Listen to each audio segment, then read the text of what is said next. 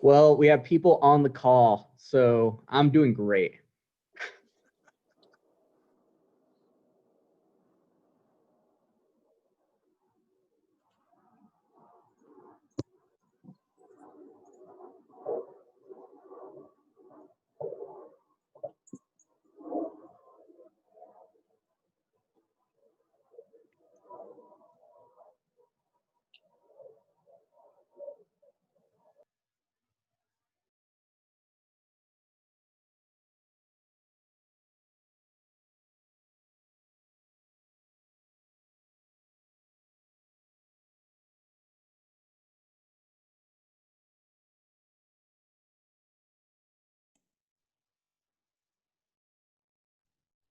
Hey, Brock, this is a mic check. Can you hear us?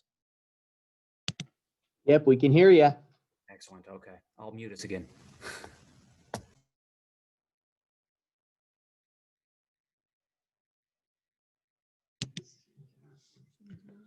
All right. Good morning and welcome everyone to Mountain Home's first virtual housing summit. I'm glad to see all of your faces. I'm glad to see that most of you look very comfortable wherever you are viewing this from. We're certainly glad to have you. We apologize that circumstances are such that we weren't able to meet in person. It's something that we were greatly looking forward to, both myself and also the Mountain Home Air Force Base. I want to thank the Air Force Base for all of their collaboration with this effort. Our relationship is very important to us, and I think you'll find throughout this presentation that we really are one team with the Air Force Base, and we support each other, and we want our region to succeed. So you kind of know the format. So we're going to have multiple presenters. They're going to be sharing some slides with you. This is all going to be recorded. So know that you'll have access to all of this information after. We will also get all of the slides and put all of those in one single document and also send all of that information out as well. Note, if you have any questions, please write them in the text feature here on Zoom. Kimberly, our economic development specialist, will be the one kind of keeping tabs on those, and we will try to answer questions the best that we are able. Please stay muted so there isn't much feedback. And yeah, we're going to go ahead and get started. So I will hand it over to Colonel Goodman, and then afterwards we will let Councilman Bundy say a brief hello. Well, good morning, everybody, and thank you for attending. Your time is valuable, and we appreciate you taking the time to be a part of this first ever virtual. I tell you, we wouldn't do it this way if we had to. I look forward to the time where we could get together again and have you out to the base and pet the jets and smell jet fuel and meet our airmen. Which is really what this is all about, is taking care of the airmen. So Brock, thank you for the lead in. I agree, we are one team. We are a really one family, one community, and Mountain Home in the greater Treasure Valley for what that's worth. And so I think that there is a lot of, I think you're gonna learn a lot today about really the kind of what's going on, what's important to us, and the positive benefits that, and mutually beneficial relationship we have with each other. Like I said, I think it is about the airmen, the nation's sons and daughters. So those on the civic leader tours who had a chance to come out and meet the airmen and get dirty with the sheet metal or munitions or our civil engineers or the fighter squadrons, you get a sense. You know, these 19 and 22-year-old airmen who are stepping up to answer the nation's call. That's what we're really talking about here. And you'll see on one of our subsequent slides the priorities for the gunfighters. One is taking care of airmen and their families. And it's a firm belief of mine that the quality of life begins at the home, begins in the house that you live in. By extension, it's a part of the community that you're a part of. And so I'm grateful to be a part of the community again with Mountain Home in the greater Treasure Valley and certainly in Idaho. It's an amazing place to raise a family. It's an amazing place to live and work and play. And this is all about making it even more so. So I think, are we able to bring up slides, Brock? Yes, we are, Colonel Goodman. One moment. And while I bring those up, Councilman Bundy, if you just want to say a brief hello, and then we'll hand it back over to Colonel Goodman to do his brief presentation. Perfect. You bet. How's everybody doing this morning? I really appreciate the opportunity to represent Mayor Sykes. He sends everybody his best. He had some shoulder surgery yesterday, and so he is a little under the weather. The idea of our meeting today to provide good housing and a good community for our Mountain Home Air Force Base Airmen strikes me very important to me. I moved here over 20 years ago to be a gunfighter and came into a community that welcomed me and provided me some housing, and we ended up staying. So I also like to look at this as we're providing a good source of housing and a good source of community for those coming in, because some of us stay. I've lived in Mountain Home longer than I've lived anywhere in my entire life, which is fairly common for military members, that we just don't have a 5, 10, 15, 20-year place to live a lot of times. But you know, I spent my last tour here, and I've just stayed for the last 20 years, and we love it here. And Colonel Goodman's doing a great job of integrating the community, especially in this time of COVID, with a lot of his outreach, so the people in the community know what's going on base, and hopefully we're able to do the same. But I welcome everybody here that their main goal is to provide a good community and good housing for the gunfighters as they come, and as we provide all these things in a community forum. So I just want to let you guys know that we're actively pursuing policies, and we're actively pursuing programs and developments that will benefit not just Mountain Home, but when we benefit Mountain Home, we benefit the gunfighters and all of southwestern Idaho. So I really appreciate everybody that's coming. Please feel free to contact me or the mayor through the city website or through Brock, and we will figure out a way to do this the best way, the smartest way, and the most effective way. And once again, thanks everybody for coming and your interest in developing a stronger Mountain Home Air Force Base and a stronger city of Mountain Home. Thanks. Thank you so much, Councilman Bundy. Now we're going to give it back over to Colonel Goodman with his presentation, and your slideshow should be visible. All right, great, thanks. So where I want to take this, I'm just going to set the stage really, and then I'm going to turn it over to the pros. You know, civil engineering, housing management, local community partners, and then ultimately ending up with some airmen stories. But first, I just want to tell you the story of the 366 Fighter Wing. For those that maybe are less familiar, kind of what's important to us, what we're up to. When you hear jet noise or you see a piece of news on the paper, or maybe you drive out this way. And then I'll actually open it up if we have a few minutes at the end for maybe a question or two. I'd be happy to answer. But realize we got a lot of information through the rest of the day with some of our pros, and so we'll see where we go. All right, let's head in to the next slide. So here's the gunfighter story. We've been a part of really of Idaho, not necessarily the 366 Fighter Wing, but Mountain Home Air Force Base since 1943. So that's 77 years by my count. And we've had multiple bosses over the years, Strategic Air Command with bombers, and there's some of the older pictures. Tactical Air Command, that's more like the fighters showing up in the 366 fighter group, and then Tactical Fighter Wing, ultimately culminating in the 90s in the composite wing era. And that is when there were all sorts of aircraft here on the ramp, B-1s and B-52s and F-15s, F-16s, A-10s, let's see, tankers, just really everything, the whole package came together. And that really is one of the strengths of the base we'll come back to in a little bit, but just the ramp space, the airspace, and really the goodness that is the Mountain Home Air Force Base, this air patch. And it started to reduce in the early 2000s, 2003 or so. And then the F-16s went away, the C models went away, the bombers went away. And it resulted in what we have today, which is a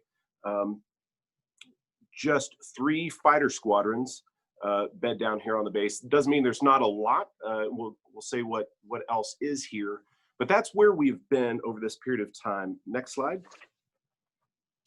And here's what's important to us.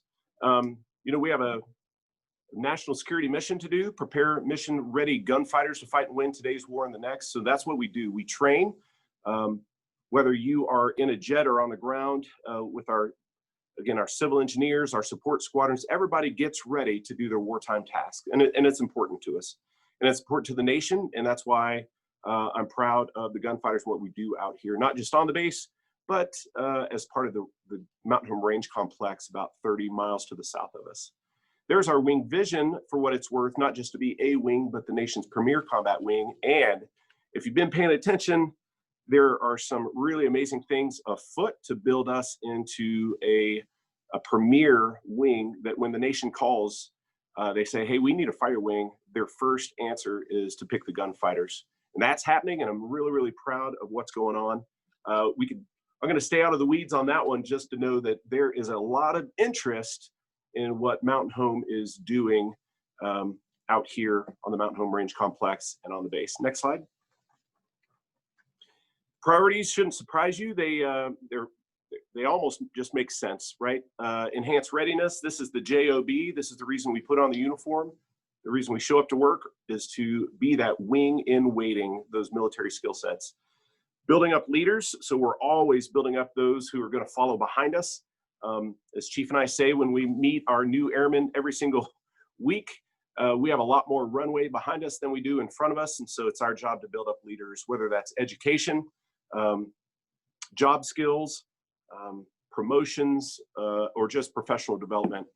And then the one that I refer to is taking care of airmen and the families. And I think this is at the crux of much of our conversation, although enhancing readiness and new mission, certainly we could talk about that as well. But I care greatly about taking care of our greatest asset, which is our airmen, as well as their families and everybody that comes in contact with Mountain Home Air Force Base and the community.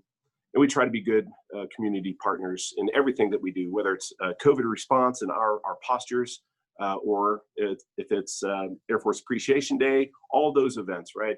This is all part of taking care of airmen and their families. And finally, developing trust among mission-focused airmen. That was perfect. I could take a hint. We could go to the next slide. Good.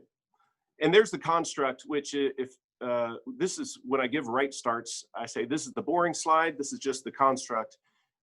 It's of note, we're different than just about every other fighter wing in the Air Force and every other air wing, in that there's an experiment going on here. It's been about 2.5 years in the works. It's working, and it's really coming to a head at higher headquarters. But although that's a boring slide with line charts, that is where our 3,500 active duty, 450 civilians, and more all live and breathe and do their jobs. And so that's why this is important to me. Next. One of the gems, almost the center of gravity of what makes Mountain Home an ideal location to bed down mission and to train is the Mountain Home Range Complex.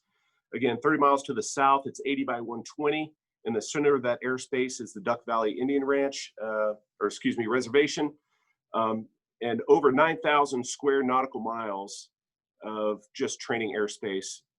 Even better than the training airspace at Nellis in certain respects, and in Utah in certain respects, because we own this airspace just outright, and it benefits everybody who comes and trains here. We don't just fly through it.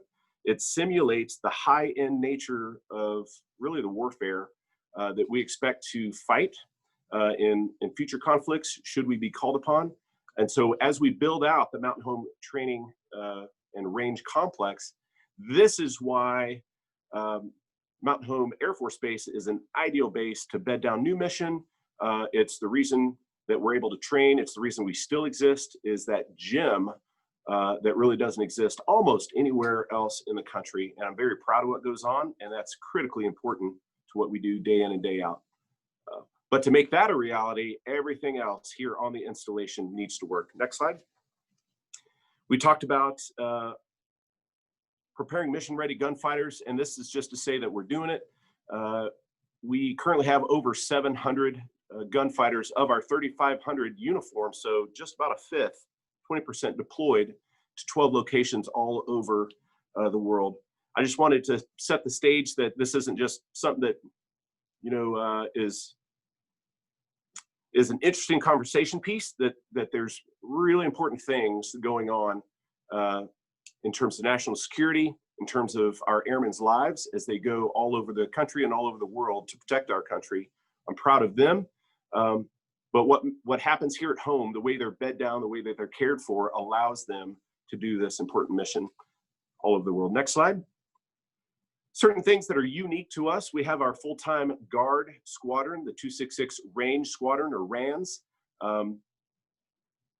They're the folks that care for everything that happens on that Mountain Home Range complex that you saw in the previous two slides. It's the only range control squadron in the National Guard, and we have a great working relationship. Although they are Guard and not technically 366 Fighting Wing personnel, we treat them like gunfighters. They live here, they breathe here, they play, and they're an important part of our wing. We also have the 390th Electronic Combat Squadron. That is the funny looking gray airplane to the bottom right. That is Navy, but we have airmen who are part of our wing that are part of kind of the naval air power. They live in NAS Whidbey in Washington, but they're part of our gunfighter team. That squadron used to be here, now it's not, but they're still part of us.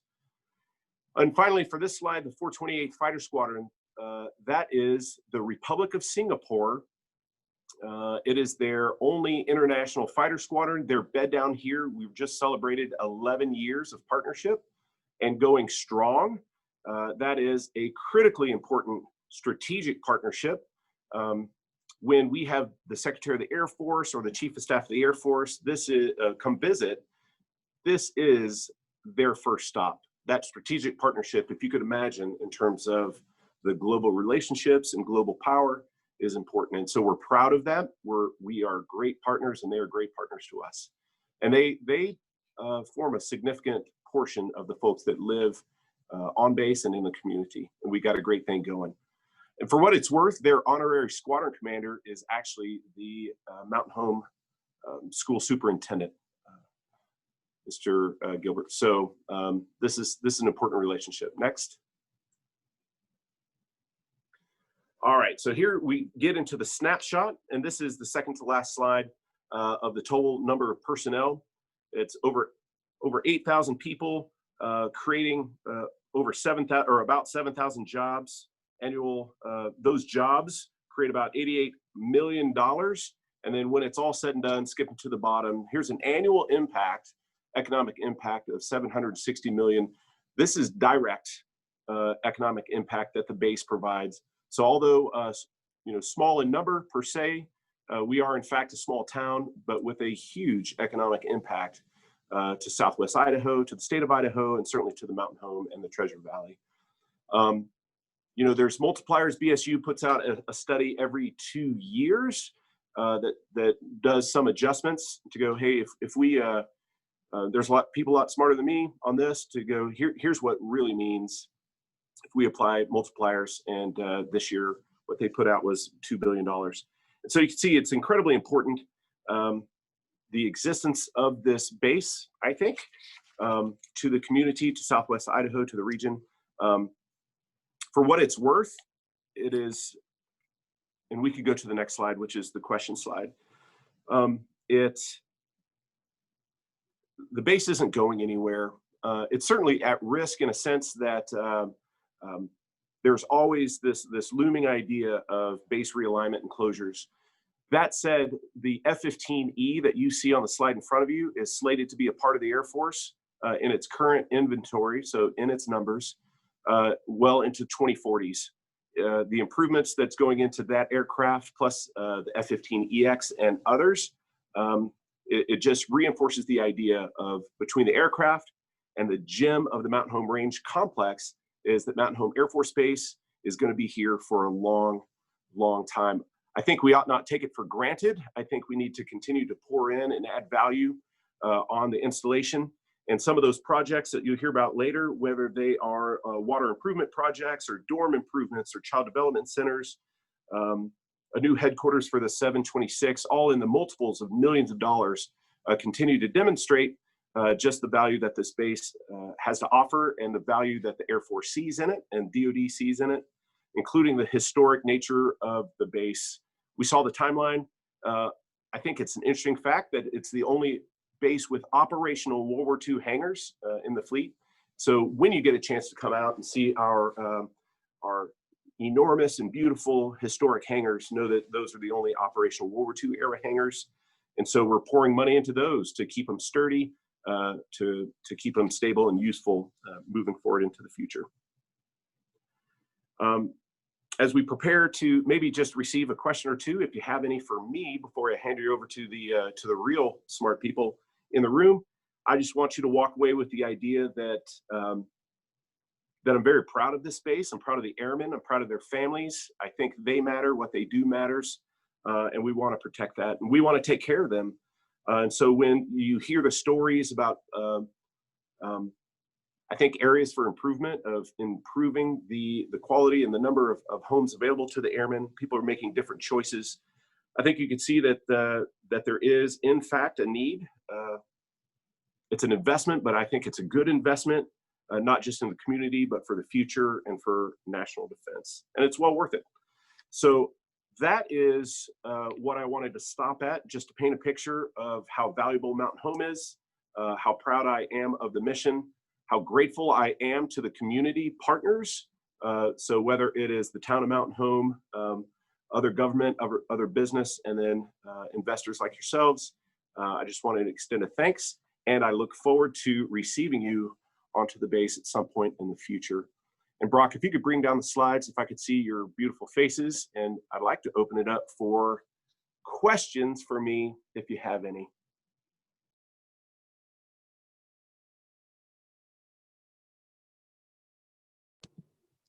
Any questions for Colonel Goodman? I promise he doesn't bite.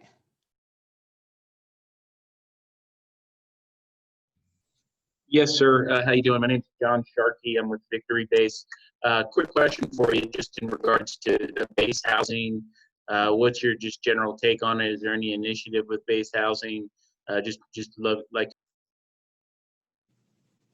Yep.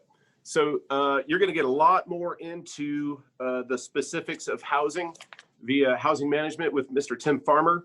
It's been almost as soon as I showed up, which is about 16 months ago, I said, man, I don't think the pot is right, so to speak, on housing. And so there were a lot of different pieces and parts that involve every aspect of our airmen. So the brand new airmen showing up to the base that live in dorms. Do we have the right number of dorms? Especially given either new mission or changes in the number of young airmen showing up to the base. How about base houses?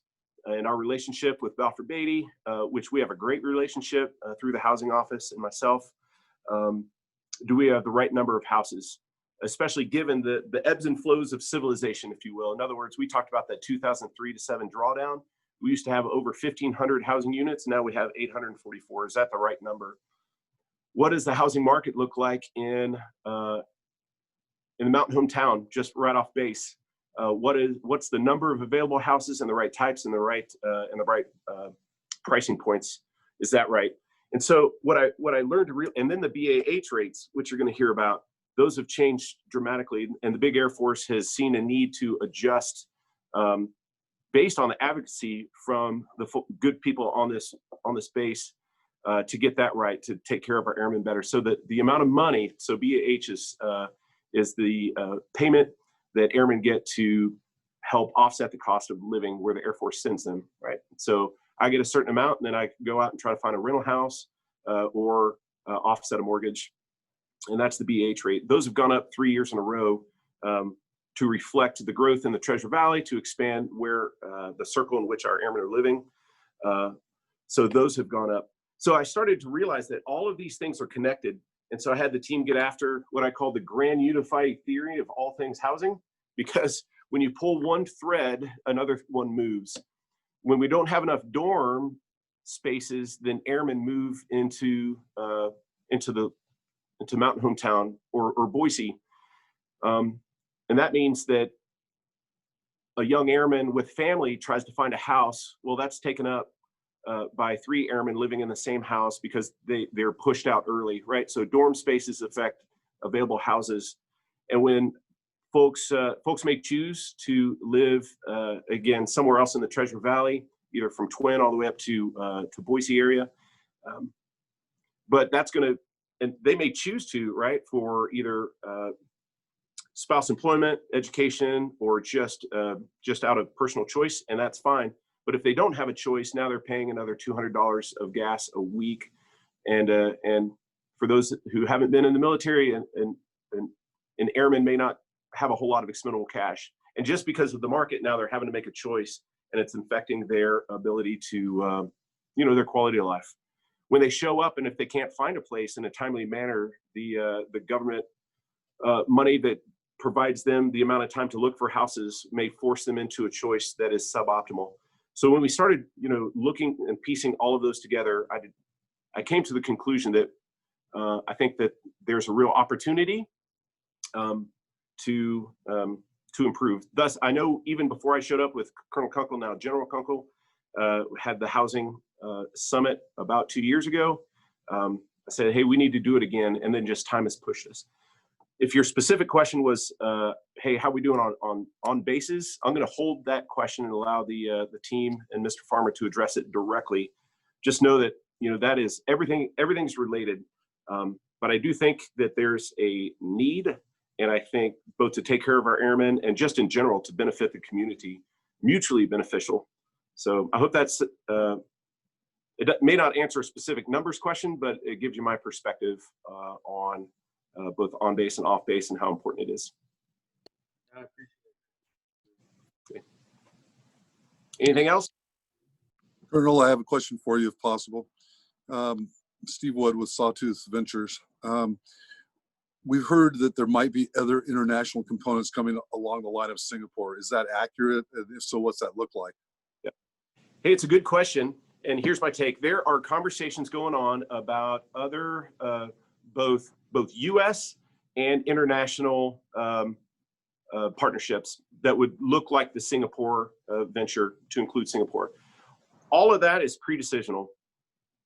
My take is that this is an amazing base with lots of ramp space, with lots of airspace, and incredible training opportunities. And I think it would behoove anybody looking to find a place to train, to come to Mountain Home Air Force Base. Really, the biggest question mark is, well, one of the biggest question marks is, well, where do you live when you do it? I think it is fertile ground for new mission growth. As a matter of fact, it's my vision for new mission growth. I want to build this base into what it is, to its potential, and that is more, not less. Thank you, Colonel. I appreciate that. Sir.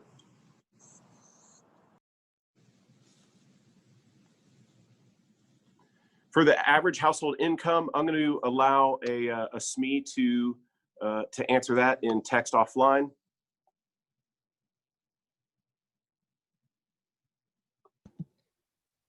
Because the prevalence is housing outcomes change. I'm going to defer to Mr. Farmer, but I'll tell you, I don't think it's substantially changed during my time here. And that's just been a short snapshot for what it's worth. If you were to look at and some of you have been here for a long time in the local community, you could talk about the ebbs and flows over a decade or 15 years. And Councilman Bundy, sir, you've been here since the base opened in '43. You could talk about what you've seen. So in a year and a half, I don't think that I've seen substantial changes on the facts on the ground. The larger changes have occurred as a result of the tectonic changes with the composite wing drawdown from the 2002-2007 timeframe. But in more specific terms, I'll defer to Mr. Farmer, who is super smart. I know you all have a lot of questions on some of those specifics.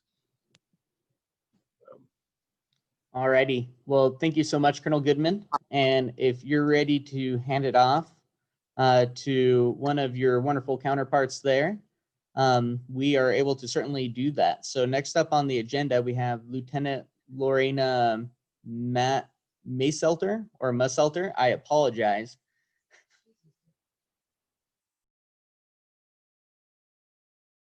Yep, over to the team to take it from here. Thanks again for your time. I'm going to be up for about just listening for another hour or so, but I'm going to have to shut down for a different meeting. But know what you guys talk about today matters, and you just being a part of this matters. And when we can, we look forward to having you all and hosting you here on the patch. Thank you.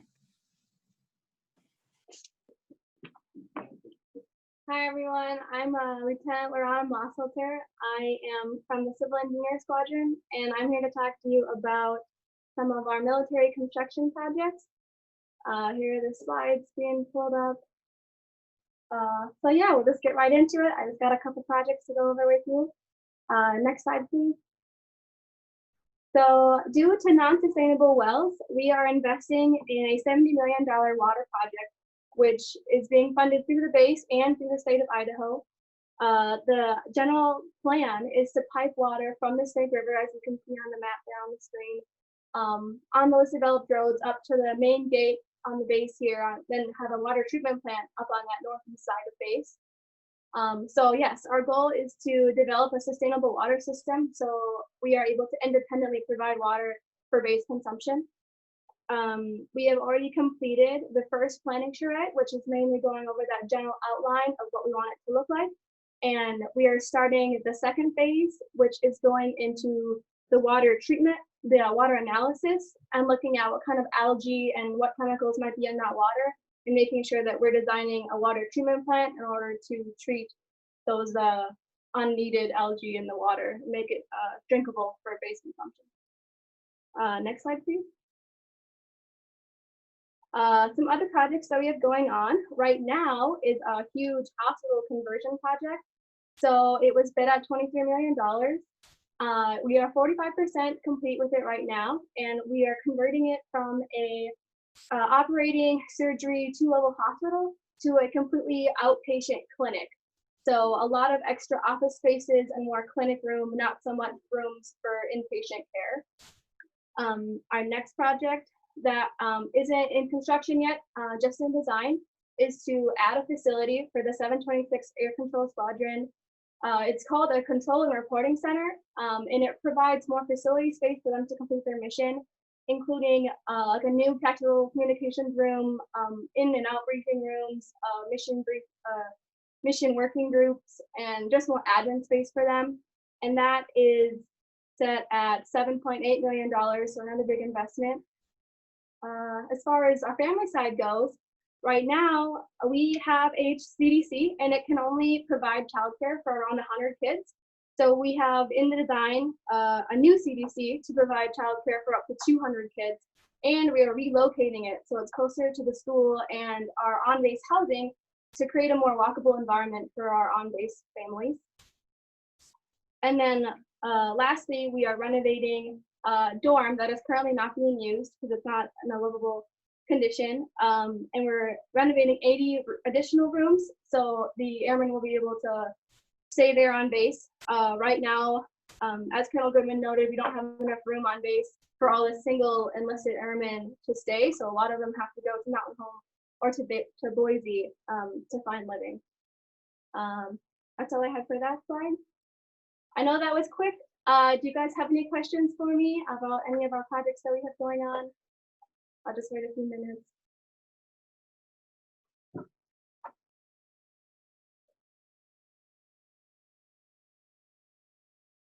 All right, I'll hand it over to Mr. Farmer.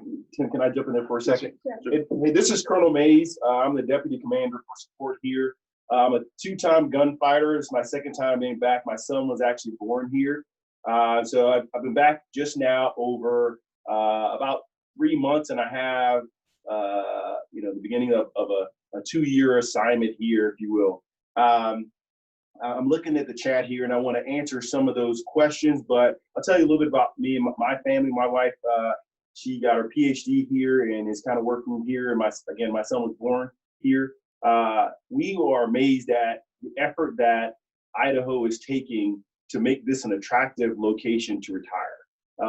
We constantly get the questions about, hey, what are some of the things that you would look for in retirement? And it's obvious to us that the Idaho community cares about spousal licensures, school-aged children, and what it takes to attract gunfighters, not only now, but also for the future.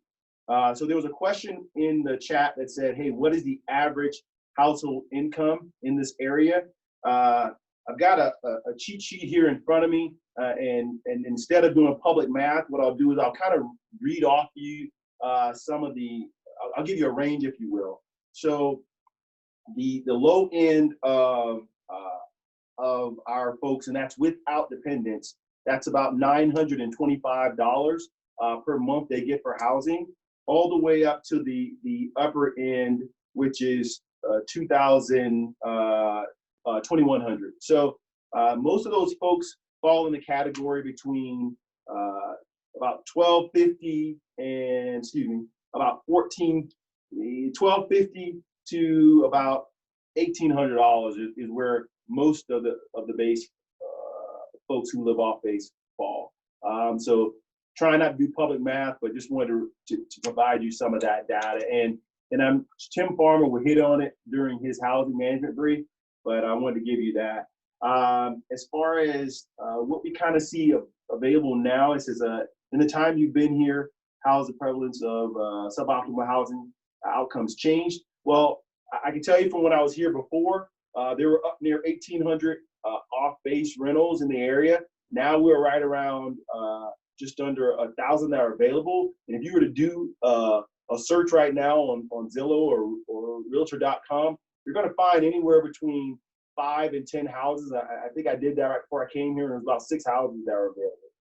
Not just to say that's all of it, but that's really what they have to choose from. And so it forces some of our folks further than we would like. Here's the slide on stats. I think that answers some of your questions. I think the rest of them, I'm going to turn it over to Tim Farmer and let him, who's the real expert, answer our housing questions. So Tim, over to you. Good morning. I'm Tim Farmer. I'm the base housing manager. And before I get started on the housing stats, I want to echo a couple of comments.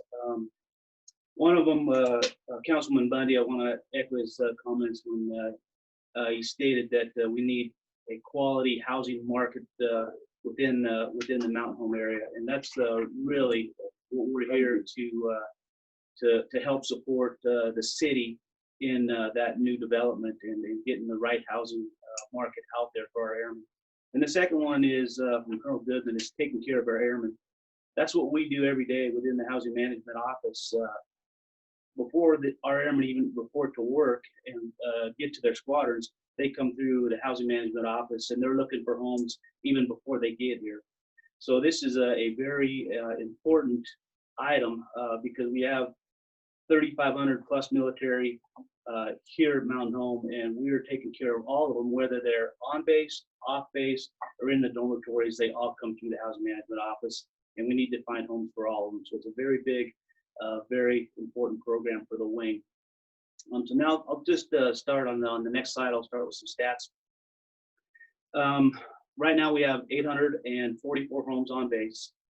We do not see that number changing, and I won't say never, but they're privatized. The privatization project, we're part of 6 other bases, the Northern Group base, and we don't see that number changing and increasing our housing footprint under privatization anytime soon, or if at all. Right now, we're averaging 95 to 97% occupancy at any given time over the past 4 years. Our inventory, as Colonel Mays has stated, has drastically been reduced from the time of a composite wing to a fighter wing that we are now.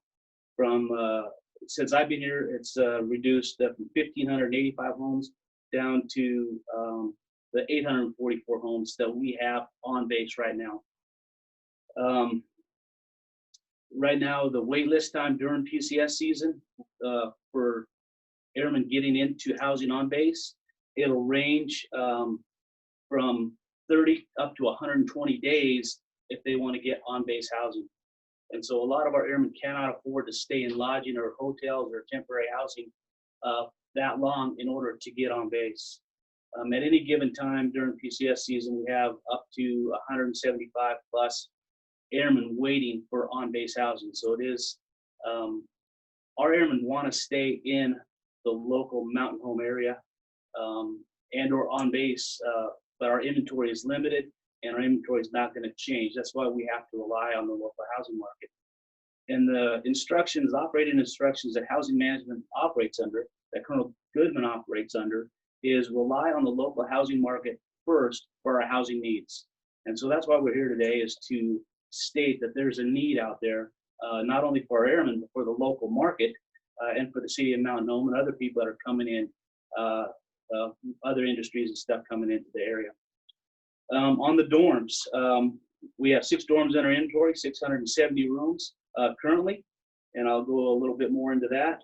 It says 98% occupancy, but right now, at any given time over the past 3 years, we have about 115 to 135 plus airmen living downtown on the economy that should be in our dormitories. And airmen, unaccompanied airmen that are senior airmen with less than 3 years of service, they're required to live in the dorms.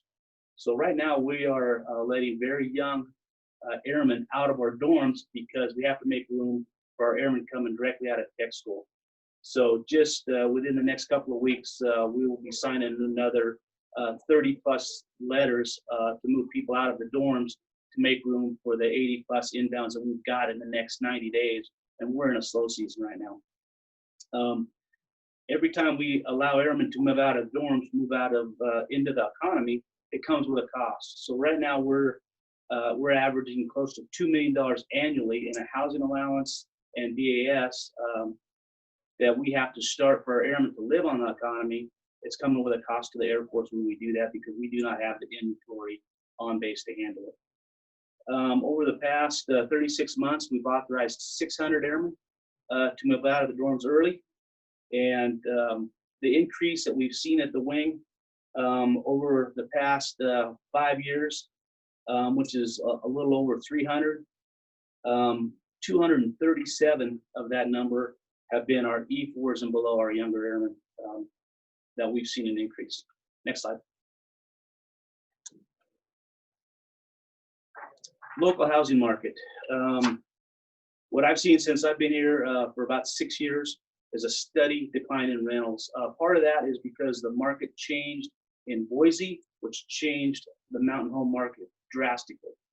So a lot of our airmen that had rentals, because they were upside down on their mortgages, all of a sudden their houses were worth more. They decided to sell their houses. We got a lot of outside pressure coming in from all over the place, including people moving out of Boise in the mountain home and commuting back to Boise because the Boise market, they're stating that they're showing a 10,000 home deficit within the Boise market as well.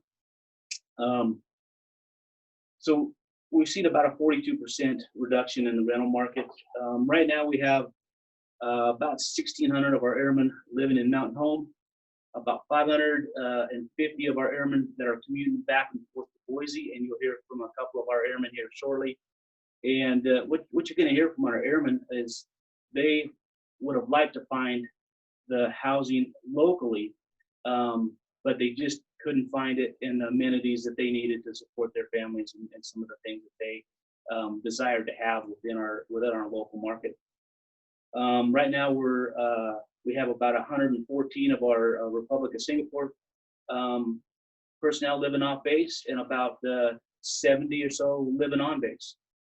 Over the past 5 years, and I'll let Brock talk to these numbers as well, but we've seen about 165 new homes built in the last 5 years in the local market. So that's not a very large number. And for the most part, there hasn't been any rentals built. And that's what I want to stress is we need a good rental market in the mountain home community. And that's what we're really lacking. We did see, as Colonel Goodman mentioned, a very substantial increase in our housing allowance for our airmen. And I'll go to the next slide, and I'll kind of talk that and why that happened. In 2017, because of the lack of rentals within the Mountain Home area, we had to look outside the box. We had to look, okay, where can we put our airmen? At that point in time in 2017, we had approximately 375 to 400 airmen or airmen living in Boise because they could not find anything in Mountain Home as far as rentals or housing availability. And we didn't have anything on base. So what was happening is they were paying a lot of out-of-pocket expense to live in that Boise area. So what we did as the wing, we worked with Headquarters Air Force, with the Defense Travel Management Office, and we increased our housing area footprint into Boise, which allowed us to capture some of that Boise market rentals. And that's why we've seen a substantial increase in our housing allowance over the past 3 years. Some of the highest that we've seen in the entire Air Force has been here at Mountain Home. In 2019, we hosted a housing forum. It was on base, kind of the same things we're trying to do today. We would have liked to have everybody out here at the base, touring the base, touring housing. But with the challenges with COVID, we weren't able to make that happen. But we've done this. It's the second time we're doing it.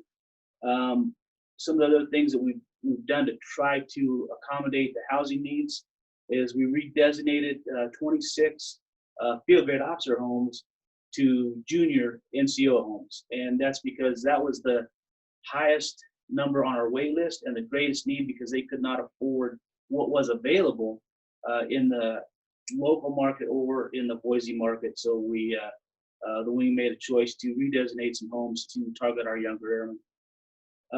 We negotiated with our Republic of Singapore Air Force partners to kind of reduce their footprint in the housing as well, because when we reduce our number, our total inventory number, it just put additional pressure on the need for on-base housing. As I stated earlier, we authorized 600 airmen to move off base.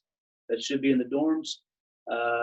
Initially this year, as part of the COVID pandemic that we have been going through, we had to go to double occupancy in some of our rooms in order to make additional rooms for, we had to move some airmen around within the dorms if we had to do some COVID shuffles to keep our airmen safe in the dorms. In January, we added a lodging facility from our Force Support Squadron, which was added additional 70 rooms into our inventory, into our unaccompanied inventory. But what that did is that took our lodging capabilities and reduced it by 70 rooms. So it wasn't ideal, but it was a high priority for the wing. And so we inherited a building from lodging that we're currently using today. We also partnered with a local hotel for about 4 months for our airmen that we were moving out of the dorms to make room for inbound airmen. What we did is they agreed to take our airmen at their housing allowance rate. So it was about $30 a night versus the $98 a night that they could have got. And they agreed with the wing to do that for us. And for about 4 months, we were sending airmen into a hotels downtown in order to give them time to find a rental property within the market, within Boise, within Mountain Home. So it wasn't ideal, but it gave them a period of time from the time they left the dorms to the time they found something to rent in order to find proper housing. What we're also doing is we took a dormitory that was scheduled for demolition. We took it out of mothball and we put together a project, and we're trying to get the rest of the design work done this next year and funded the year after to the tune of about $8 million in a dorm that was scheduled for demolition. So next slide. This is our way ahead and why we did what we did. What we need and what I see in the local market, because our staff has to find rentals or homes for airmen across the wing, not only on base but off base. And we get a turnover about 1/3 of our entire population turns over annually. And so we're looking for up to 2,000 homes, whether they're on base, off base, or in the dorms, every year for our military members. So what we're looking for is apartment complexes with amenities. We toured a lot of apartment complexes in Boise. They have pools, they have fitness centers, they have Wi-Fi rooms, they have covered parking. Some of them offer daycare, and that is very appealing to our military members. Mixed use development would be a win-win for not only the city, but for the fighter wing as well. Fourplexes and duplexes for people that are coming in with families that have pets, that can't necessarily or don't want to buy a home, but they would love to rent a home for the 2 or 3 or 4 years while they're stationed here. Single family rentals. A lot of our airmen are coming in with families, again with pets, and we just don't have that market. As Colonel May stated, there's only 4, 5 to 10 units available at any given time in the housing market, and it gets very, very tight during PCS season when I've got hundreds of airmen coming into the wing, no rentals downtown, no availability on base, and we're having to go to Boise, which is not ideal. So why is this important to the wing? To keep people in the mountain home footprint. It maintains our mission readiness and local support during deployments. A lot of our airmen deploy, so that we need that network in order to take care of our families when they deploy. Decreases out-of-pocket expense. I think Colonel Goodman mentioned $200 a month that our airmen are paying to drive back and forth to Boise. Increases emergency response times. We've had emergencies on base where some of our airmen had to report back to work.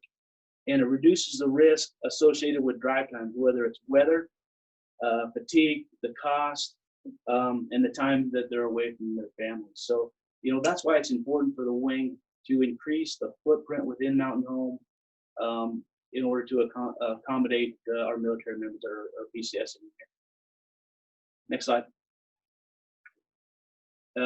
That's all I've got, so I'm open for questions.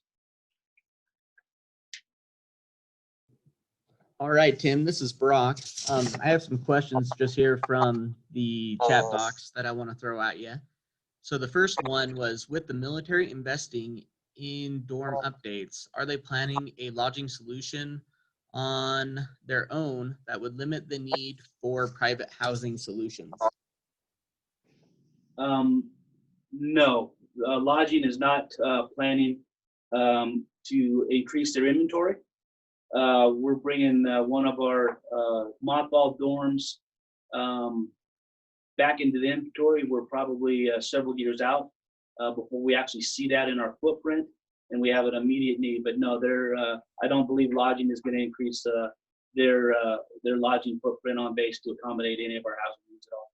Yeah, I think to answer that, so I was going to say, just that question a little further. We normally don't move single airmen off the installation until they have 36 months time in service.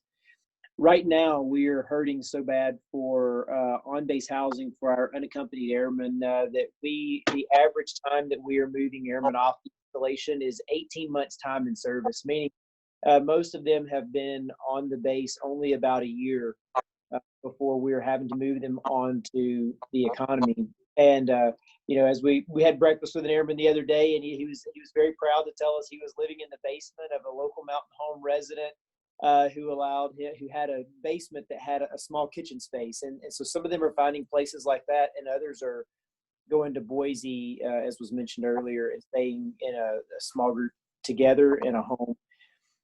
But yes, the opening that dorm back up in a few years will help us get to where our airmen will be at 24 months time in service before we move them out, but it's insufficient to take care of all of our unaccompanied airmen. Over. Thank you. And then we had one more question from the chat, and must all new housing be built in Mountain Home, or are there any opportunities to build housing on Mountain Home Air Force Base? there is not opportunities at this point to build houses on base. So they would need to be built in the mountain home community. Right. So I think what you're referring to is is there any opportunity to build family housing? And so the authorization, the authority to build family houses on the base we don't have that authorization right now. That's caught up in the privatized. So if the crux of your question was, is there any chance that the U.S. government is going to come back and add to that 844 houses? And I keep being told no. There are some authorities that we've sought to encourage partners to come on, like enhanced use leases that would allow private partners to build on base. At this time, that process, we're waiting on an answer, and that process is expected to take another 18 to 24 months to get answers. The whole time, I've got airmen, no matter what we do at this point, we're always going to push airmen downtown. The high water mark that I've seen is 184 airmen downtown. That's early. And so that number, plus the number of folks who are in Boise that would prefer to live in this area, and I think we have about 1,200 folks living in Boise, about 550 households. There's a percentage of folks who, now they're in Boise, they're okay, but that turns over every 2 to 4 years. They would prefer to live here, especially once they've gone through a winter and driving on the interstate. So there's a percentage of folks who are up in Boise that would love to live here, and we're always going to have airmen that we're pushing off downtown. What that number is, I couldn't tell you, but I can tell you there's a significant need. If you're asking me if the Air Force or the DoD is going to allow us to build ourselves out of it, right now there's no authority to be able to do that, and we've been asking. As far as the on-base partnership, that answer I believe is still for U.S. Air Force, for United States Air Force folks. I think that answer is still about 18 to 24 months away. So in the immediate future, we can't build on base. We can't build more houses. We gotta years to come.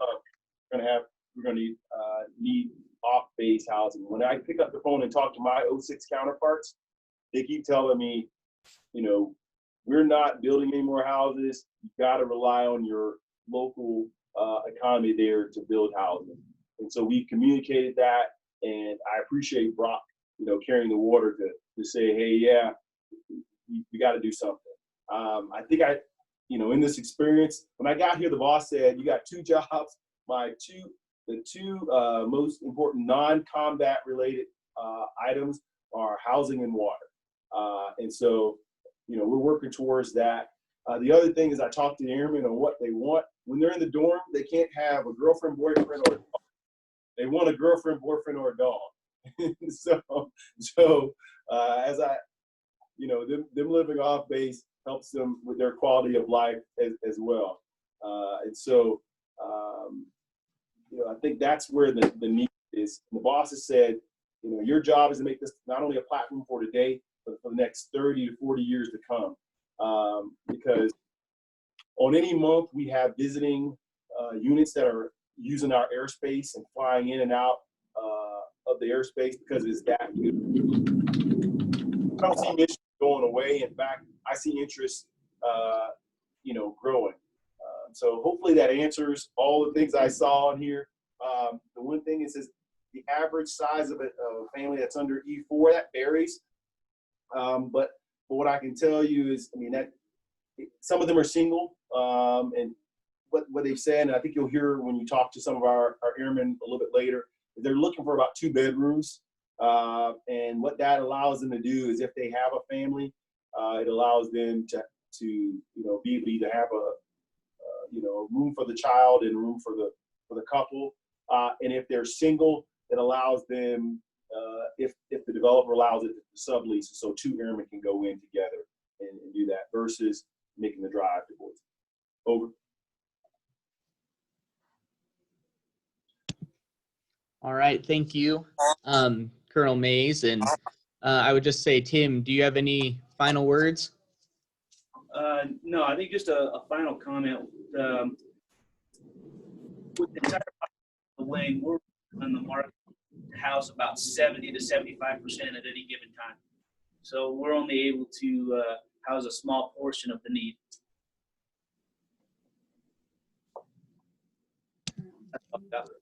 Copy that.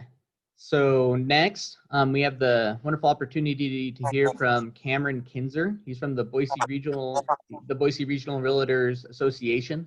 He's going to touch on the current housing climate here in Mountain Home and also Elmore County. So Cameron, if you want to introduce yourself, go for it. Yeah, thanks, Brock. Thanks for having me. My name's Cameron Kinzer. I'm the Director of Government Affairs here at the Boise Regional Realtors, and I will share my screen here.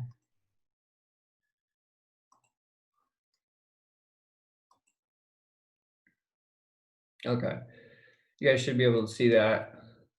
Let me know if you don't. So first I want to start off with telling you guys a little bit about what Boise Regional Realtors is and what we do. We're the largest local realtor association in Idaho. We serve more than 5,000 real estate professionals in Ada, Gem, and Elmore counties. We used to be confined just to Ada County, but we have since merged with Gem and Elmore County Association of Realtors, and we help our members in real estate by providing resources and business ethics, professionalism, and we also foster business and industry connections. We provide government affairs, advocacy related work, and we also own the multiple listing service and the Realtors Community Foundation. So to start looking at the real estate trends in Elmore County, this chart will show you inventory and rolling price average from June of 2007 all the way up until now. And you'll see back here during the height of the Great Recession, we had a ton of inventory, which was new construction, also foreclosures. But you also see how that affected the overall average price to when we got down to a low point in about June of 2014.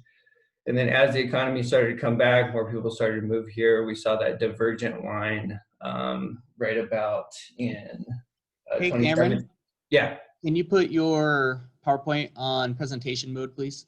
Yes. Let's see.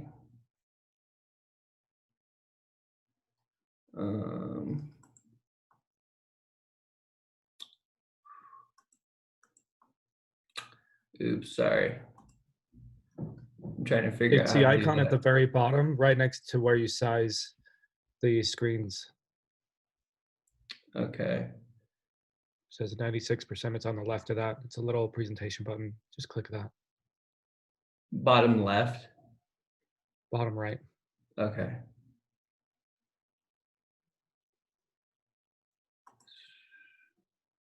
I'm not seeing that. Hold on. It's right next to the minus button.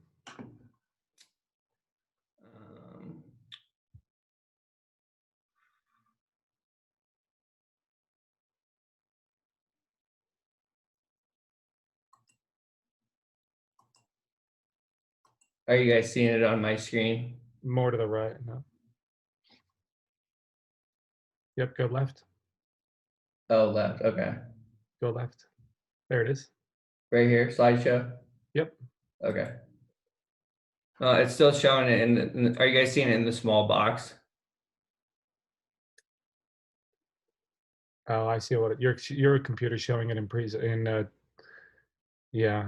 view, not yep. Okay. I think I got to work around. I gotta. Let's see. This might be better.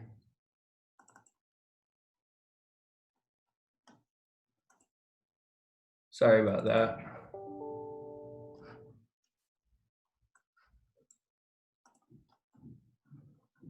Let's see here.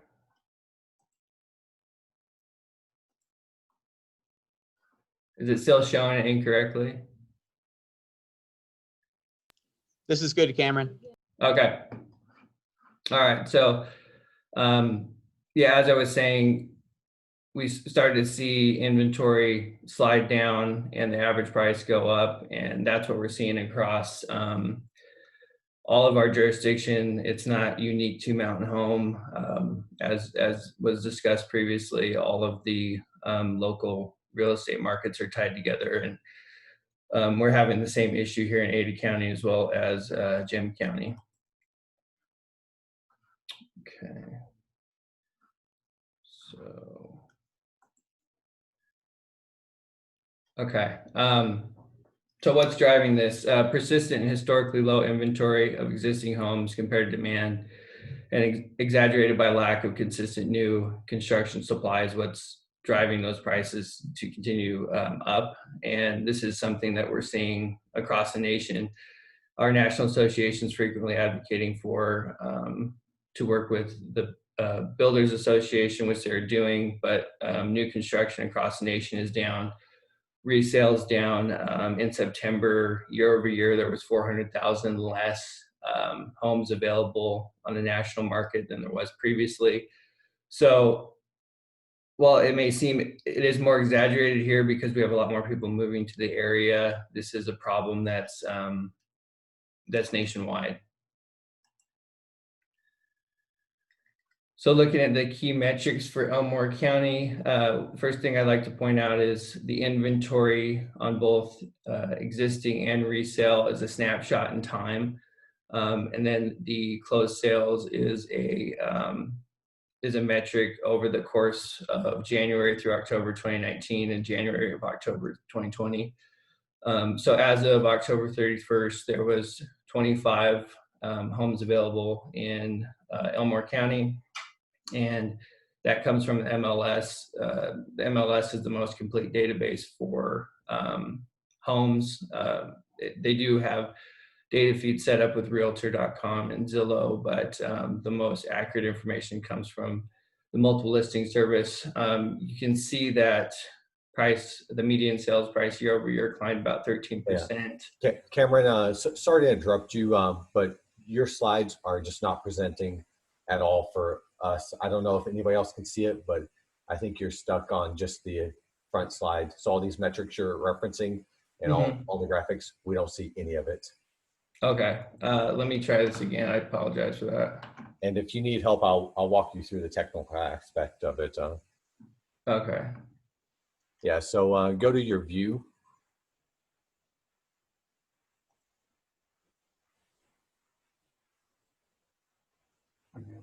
Sorry, my mistake here. I'm trying to get to the display. Oh, and go over to your monitor, which is over to the right about 6 inches. Okay, is it on this ribbon? Yeah, go move your mouse 4 inches to the right. Okay. Where it says monitor and automatic. Okay. And click on that and put it on your primary monitor. And then unclick presenter view.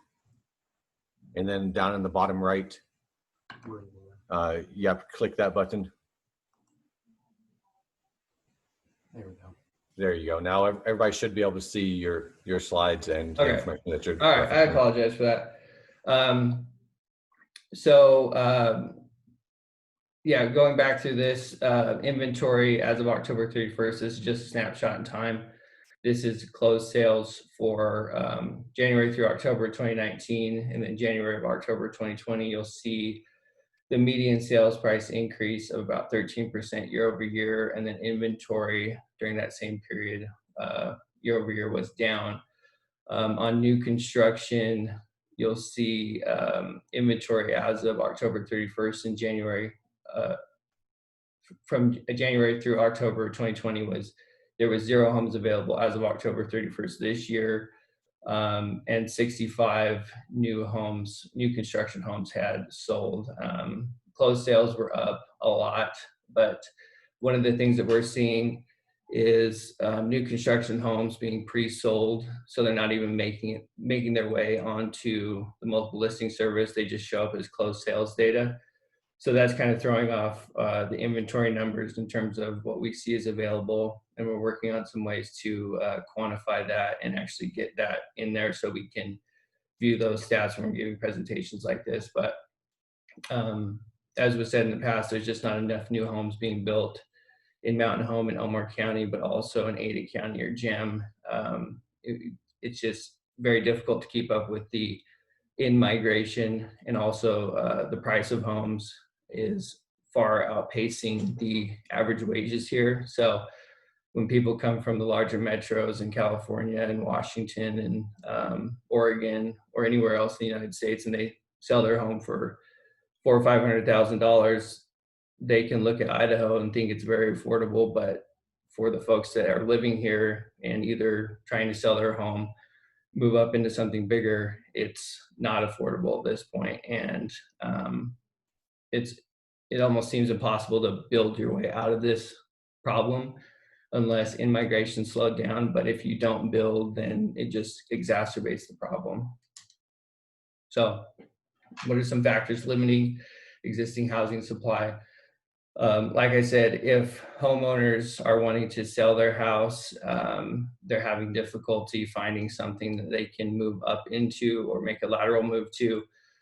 A lot of the times, homes, especially in Ada County, are sold within, sometimes immediately. A lot of them are getting into bidding wars with cash offers. So if you're a family that has a home, or just a homeowner in general, trying to sell, and you don't have something else lined up, you could be in a lot of trouble, especially with the low vacancy rate of rentals. So that's keeping a lot of people in their homes right now.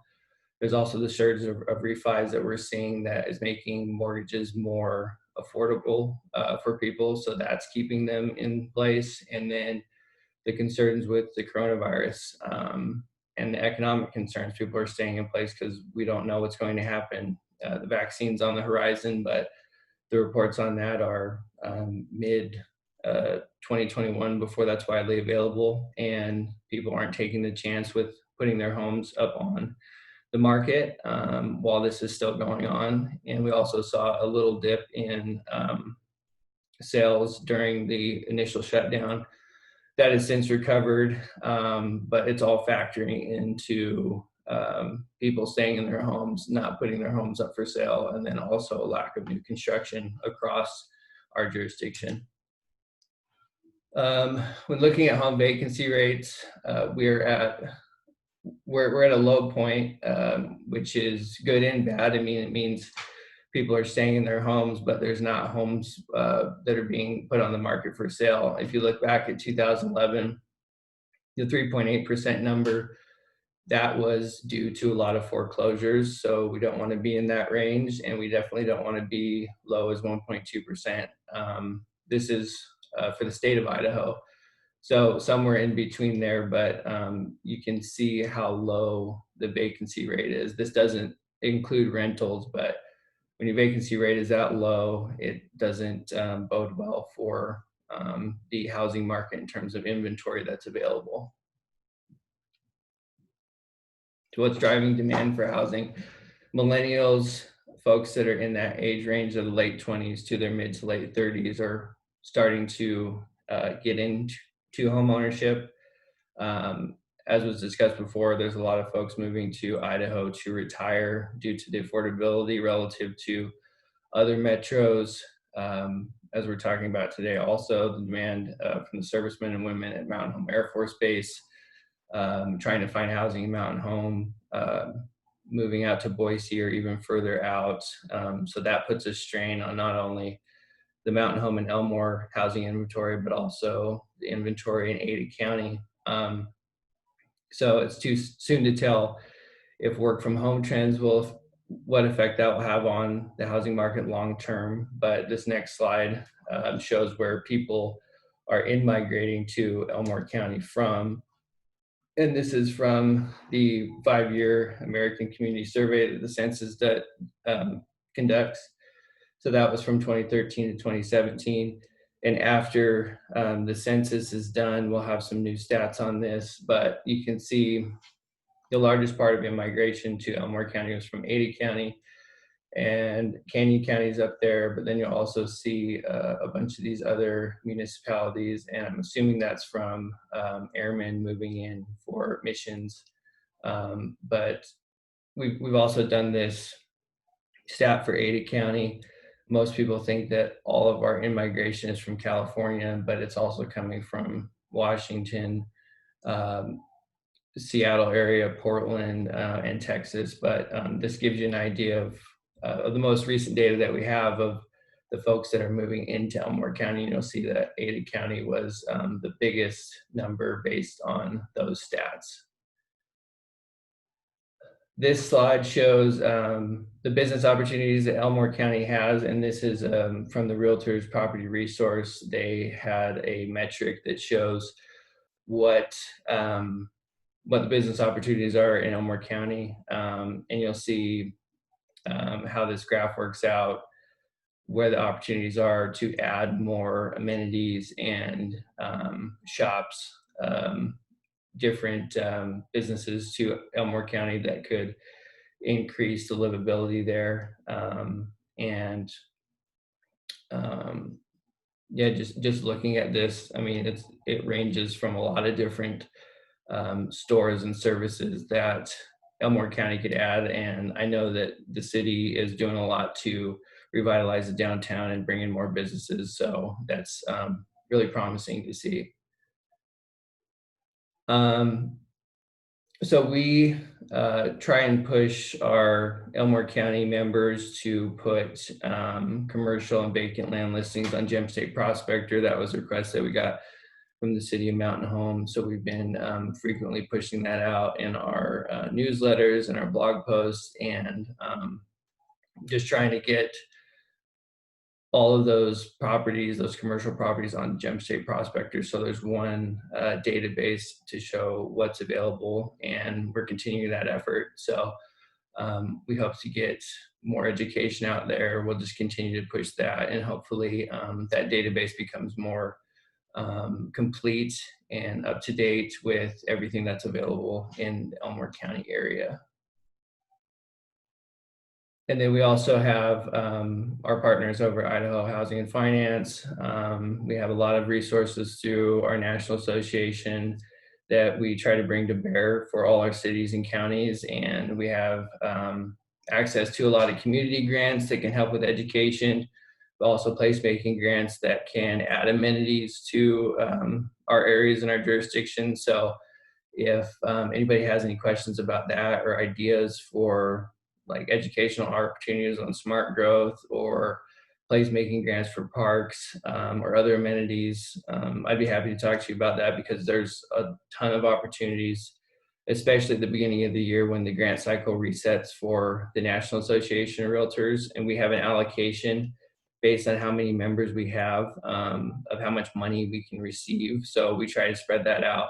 A lot of our grants in the past have been focused on Ada County, but now that we have Gem and Elmore County, we're wanting to push some of those grant dollars out to our other communities in our jurisdiction. And then we also do market reports and statistics on a monthly basis. You can see that at the website here, boirealtors.com/market statistics. So this goes a lot more in depth into the statistics and trends of closed sales, inventory, year-over-year statistics. And I include this in a monthly advocacy newsletter that I write. It also has economic data. So if you want access to this, we put it out on Facebook, and it's also on our website, the snapshots at least. But if you want access to that more in-depth economic and housing data, I will drop my contact information in the chat, and then just email me and I'll get you added to the list for our monthly advocacy newsletter, which usually comes out a week after our market stats. Our market stats come out around the 12th to the 13th for the previous month. So we just released October stats, and then we will release November stats in mid-December. And then the following week, I write the advocacy newsletter that has the market stats and also economic stats that's based on some tools that we have through our National Association of Realtors. And that's all I got. I know if you wanted me to go back through any other slides that some of you may have missed when I wasn't presenting correctly, I can do that, but I can also answer any questions you have.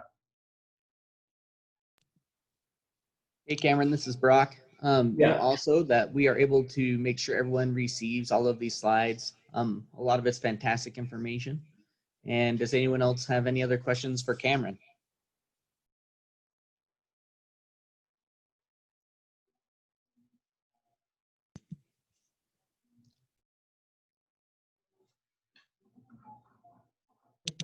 All righty. Thank you, Cameron, so much for taking the time to explain to us sort of the overall housing climate here in Mountain Home.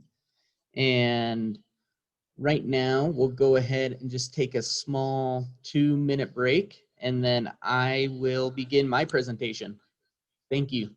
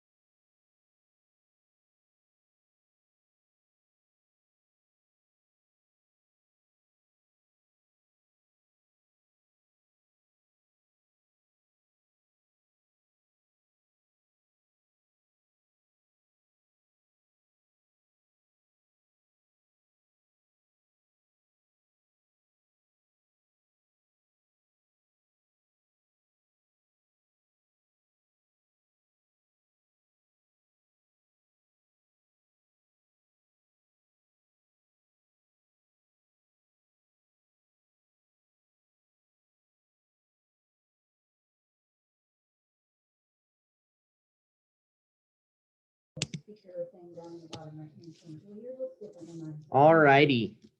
Well, I hope everyone enjoyed their short break. Now I get the fun part where you have heard all of the facts from the Air Force Base and also from Cameron that here in Mountain Home, the Elmore County area, we currently don't have a housing shortage. It's a housing crisis that we have. We have airmen that need housing, but we also have typical Mountain Home residents that need housing as well. We have these little subgroups of millennials and retirees, people on fixed incomes, some of the most important people in our entire community, our teachers, our first responders, policemen. They need a place to live, and we want them to be able to live in Mountain Home. We want all of our citizens to be able to achieve the ultimate goal of home ownership so that they're able to build equity and so that they're able to build wealth.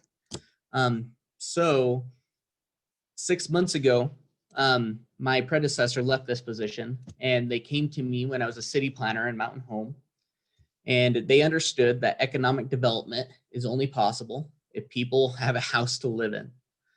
And they tasked me to take our playbook, our zoning ordinance, and create fundamental changes that would help us better partner with private enterprise to create housing products for everyone in Mountain Home. And that's kind of what I'm going to go through right now. I'm going to go through some investments that we have been doing here in Mountain Home, because I don't think anyone would want to come invest here if they didn't know the city is investing in themselves. So we're just going to go ahead and start. I'll have Kimberly watching the chat for any questions, and let's get rolling. So one of the first changes I did to the zoning ordinance was I went to the residential property development standards. All of the red lined items was what was there before. All of the blue items is what we have now. So our R1 district, that's your largest single family type residential district. we only have very few places zoned R1, but they are somewhat historical. They do have their own neighborhood characteristics. I don't believe we're going to see a lot of people creating R1, but if they do, then now we have a minimum lot size of 12,000 instead of 17,000. And we also mitigated the minimum street frontage. And that goes for the R2 zone as well. We just don't have many places zone this, but we wanted to kind of remain those the same to protect their current character and also their current integrity. However, what we do foresee is the majority of our growth will be R3 residential and R4 residential. And that's where we really did some major game changers. Before we had maximum lot coverage regulations and minimum yard size regulations. We took those away because we realized that we live in a day and age where we need to be able to put bigger homes on smaller lots. That land is very costly these days, and more importantly, that the demographic has also changed.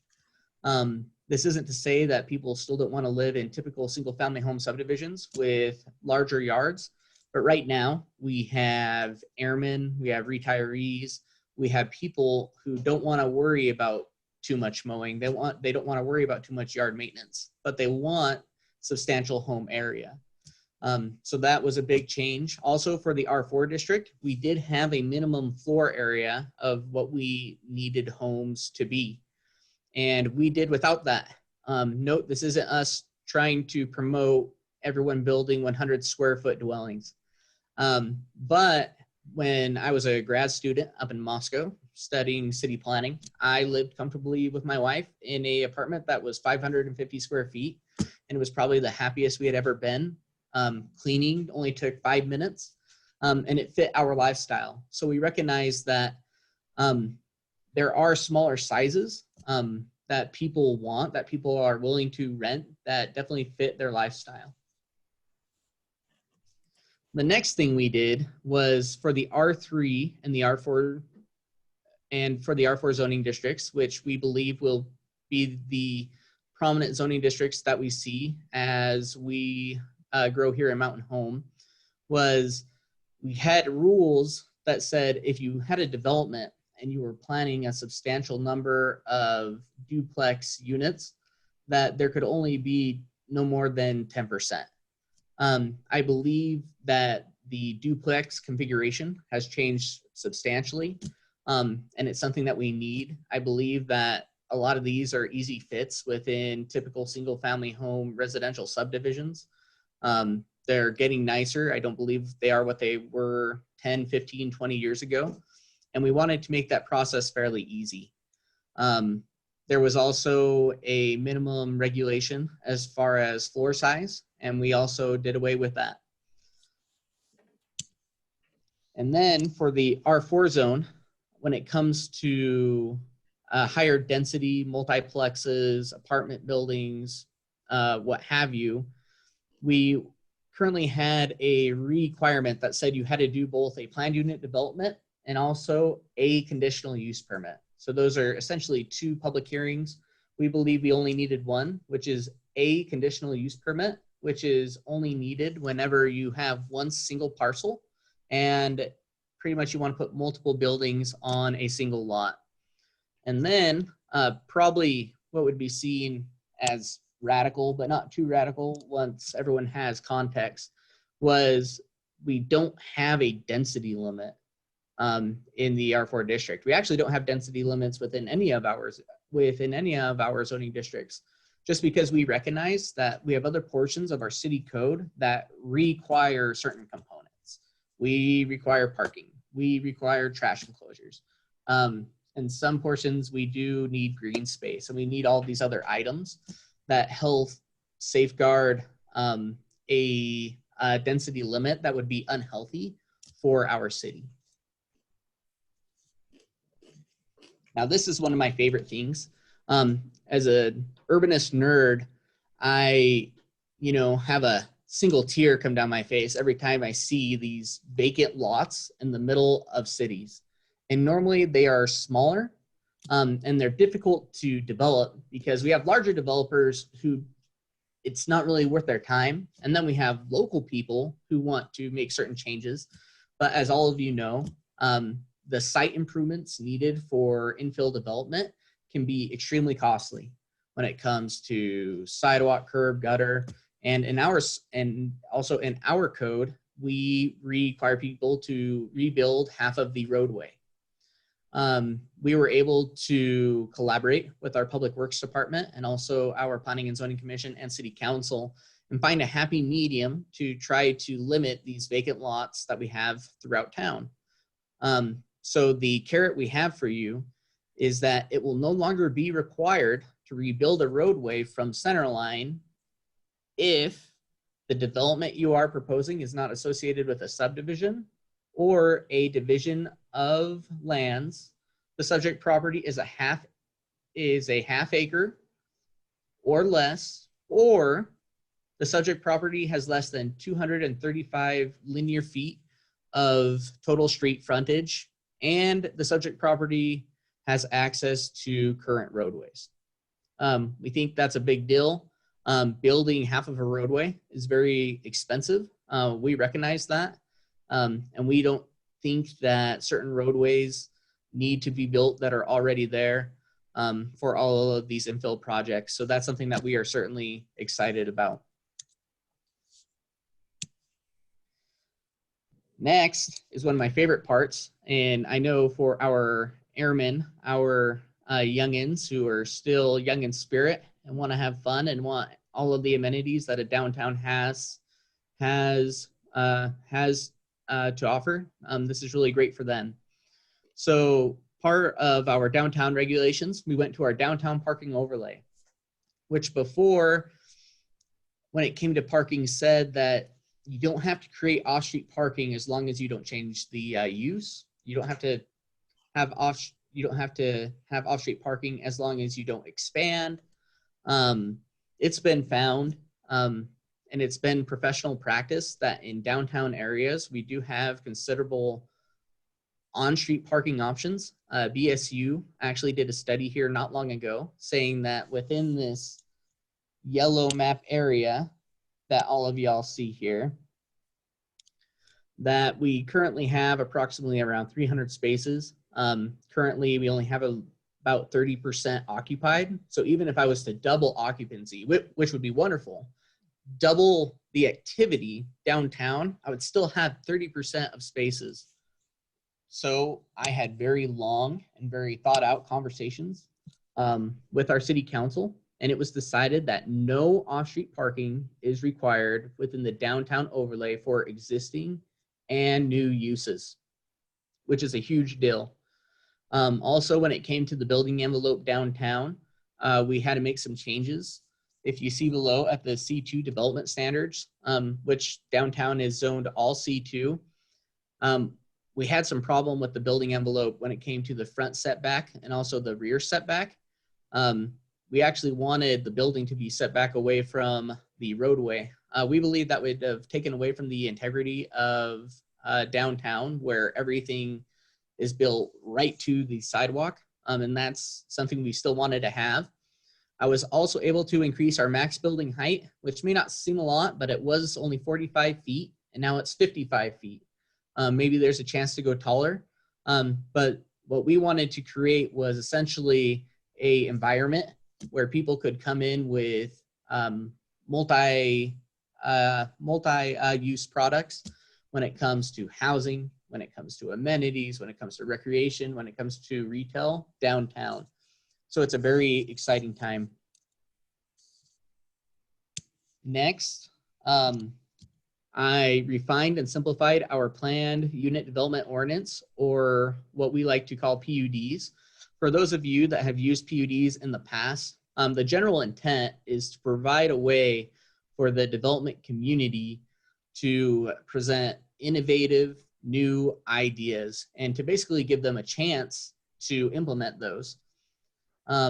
Our past planned unit development ordinance was fairly restrictive.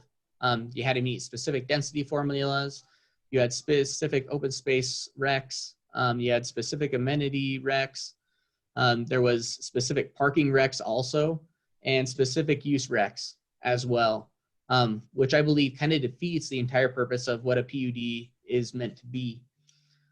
So now our PUD ordinance allows you to ask for deviations when it comes to setbacks, parking, landscaping, when it comes to open space. We don't have any specific amenity requirements, but that doesn't mean that we don't want them. We also don't have any specific parking regulations, but that doesn't mean that we still don't want places to be adequately parked.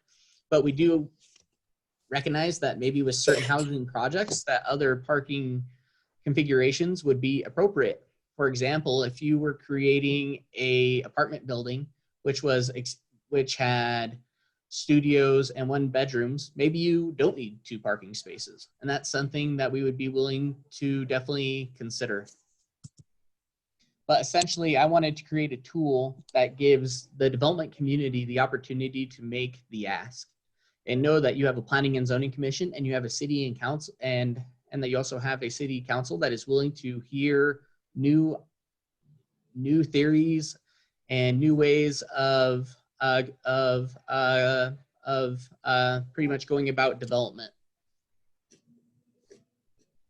Now I wanted to show you just some quick city investments, some that we have done downtown. We have been part of a multi-year downtown revitalization project. We're just finishing up phase 2. We're hoping to schedule and have phase 3 finalized during this next spring. It's been a multi-million-dollar project, which has included new utility infrastructure, roads, and also expanded giant sidewalks where wonderful community interactments can definitely take place. Interactments is not a word. I'm getting that thumbs up here from our resident councilman teacher, Councilman Bundy. But we also had the Urban Renewal Agency invest substantial money with Hub Plaza, approximately $875,000 to create a wonderful public commons area and also recreational area. And last but not least, the Urban Renewal Agency currently owns 2 downtown gems, which are the Hub building and also the Bells building.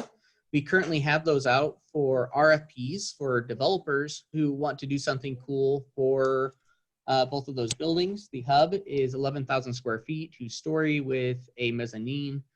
And then we have the Bells building, which is a little bit larger, almost 25,000 square feet, 1-story with basement, and there's 20 off-street parking spaces. And then we also have our Mountain Home Industrial Rail Park. It's been a project years in the making, and we're making substantial headway. Within the first phase, we anticipate approximately 280 acres, but this park really has up to 800 acres in overall expansion. Right here is a concept of what we're looking so far. We're working with CRS Engineering based out of Utah to put some finishing touches when it comes to planning.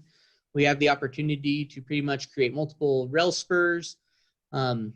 It's a fantastic project. We're ready to get it going. If you have any other questions about this, please feel more than free to reach out. Our project is a little bit different than other projects. First of all, we made it so from the land use side that there's built-in flexibility. You don't have to go through a traditional planning process when it comes to our rail park, which is really nice. A lot of the applications are all administrative with very few public hearings. We have utilities out there. We have a water line, sewer, Idaho Power, Intermountain Gas, fiber optics. I really want to touch on that. I believe our wonderful mayor, Rich Sykes, would be very disappointed if I didn't. He's probably one of the biggest proponents of having localized fiber on the side of our state. And currently, the City of Mountain Home is trying to make it a very real reality that fiber optics, internet, broadband will be treated like a utility in the City of Mountain Home, because we recognize that it is the great equalizer that if we can provide the best internet around, then we are able to compete with Boise. We are able to compete with Meridian. We're able to compete with Seattle, with Portland, with all of the teleworking opportunities that are there. Also, it has never become more important with COVID-19 to have more telework opportunities, and also for our students to make sure that they're able to do their schoolwork online and to try to get used to this new normal that we are in. Price is very competitive. We have it starting at $1.50 per square foot. We have incentives both from the Idaho Department of Commerce and also from Elmore County. And there's excellent accessibility. We have the Mountain Home Municipal Airport right there. We're right near I-84, and the Boise Airport is only 40 miles off site. Now, I get to talk about the fun part. In order for economic activity to happen, in order to be economically prosperous, we need to touch on housing. The base needs it, and our city needs it. Now, I want to make an emphasis that we still want traditional single-family subdivisions. We believe there's still a market for that. I live in one. The majority of people here in Mountain Home live in them, and they're very nice, but we recognize that it's not necessarily sustainable when it comes to sustaining the infrastructure and also price points.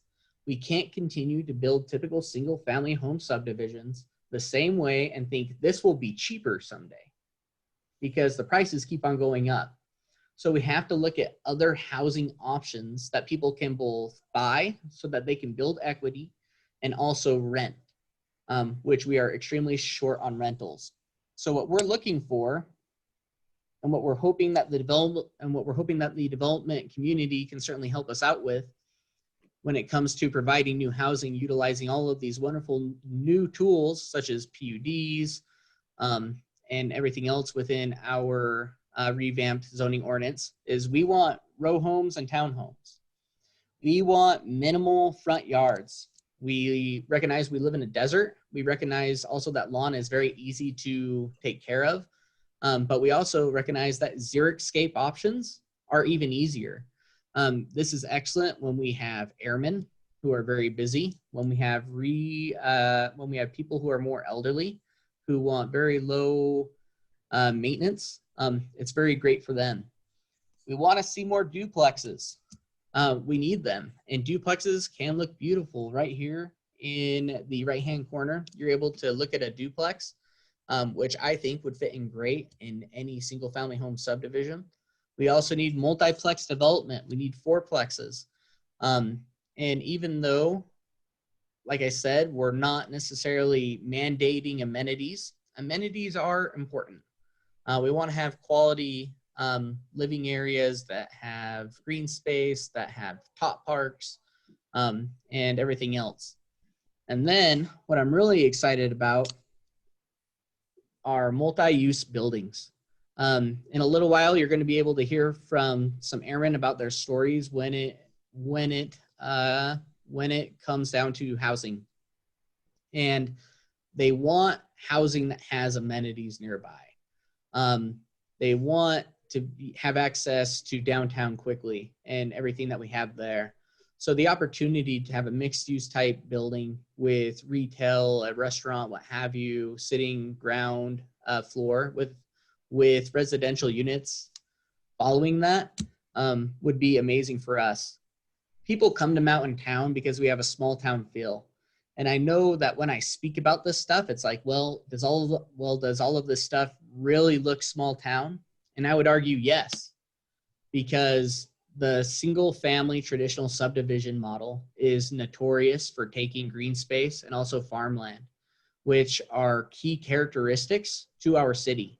So we are willing to get dense wherever it makes practical sense to be dense.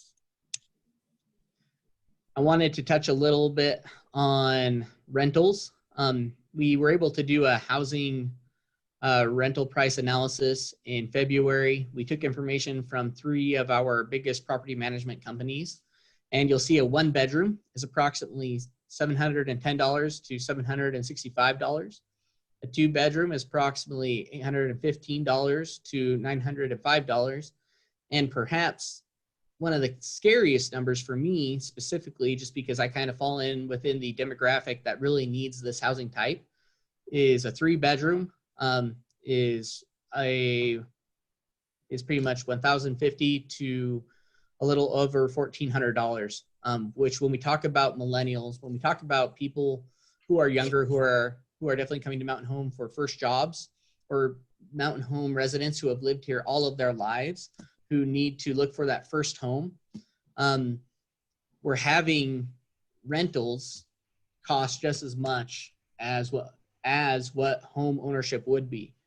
And these people who are forced to rent 3-bedroom homes that want to have permanent residence here in Mountain Home, we don't have the inventory, because people are coming here from Boise, people are coming here from out of state, just because they recognize this is a wonderful place to live. So those are some of the hurdles that we have before us.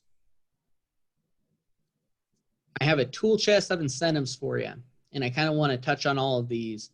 One I want to touch on is we have a Elmore County ordinance, which a lot of other municipalities have as well, where basically when it comes to multifamily development, 5 units or more with at least $500K in overall investment, you are able to get up to 5 years of waived property taxes. Now, before you get all excited and think we're giving the go ahead and just do anything, I've been able to partner with our wonderful county counterparts, and we recognize that we don't want to shoot a BB gun at the freight train, which is our housing problem. We want to make sure that these tools can be most efficiently utilized when it comes to creating huge impacts when it comes to housing. We hope that this tool would be utilized when we're talking about 20 units, 30 units, 40 units, just because those are the types of impacts that we desperately need to have. I want to note that a third of our city is in a opportunity zone, and it comes with all of those benefits from that federal classification.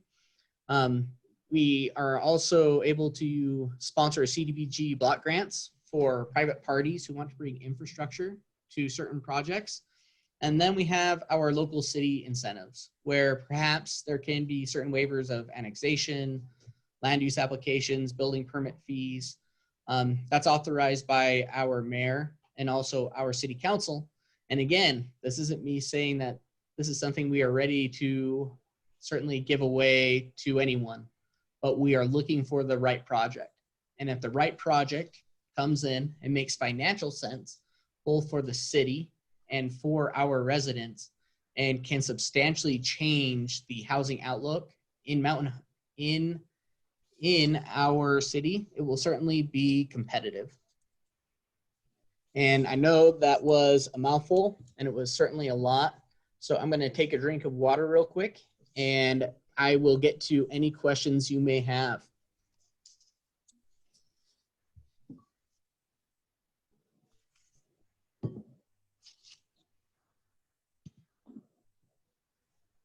All right. So first up, we have, where are the areas of development for multifamily housing? Right now, the R4 district, I believe, is the only district where we're able to have multifamily when it comes to fourplexes or more. With the slides that we send out, I will send a copy of our zoning map, where you'll see that a substantial portion of our city is R4.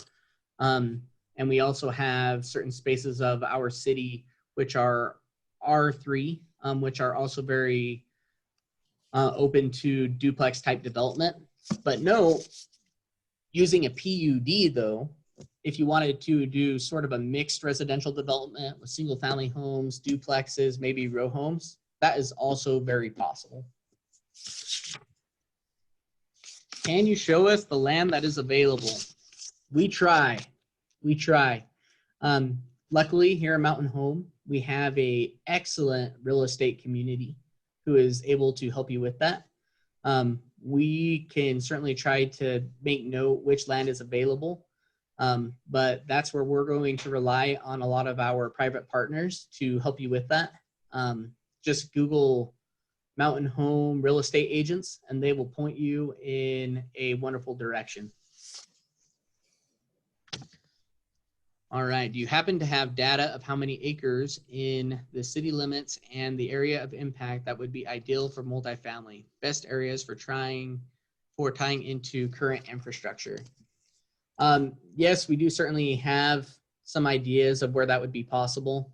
I believe one very clear area of our city would be along Air Force Road. If that was something you were to Google, I think that's something that the Air Force Base would also like, just because that gives you a direct line to the Air Force Base. And it's zoned along that roadway C4, which is open to higher density housing products. And you're not around a lot of single family. So if there were any public hearings involved, I don't think you would have too many people upset about that current area of our city. And I'm also open to speak specifically with all of you individually about any specific questions you may have. But we certainly do have it. So note that all of you can contact me directly, and you're able to also call Kimberly, schedule a meeting, email me, and I'm more than happy to speak about all of these things. But the thing is we are open for business.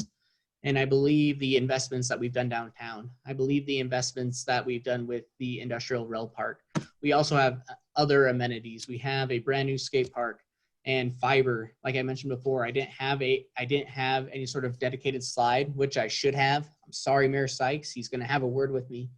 But we recognize that that is important, that broadband, and we're going to make sure that new developments have that access.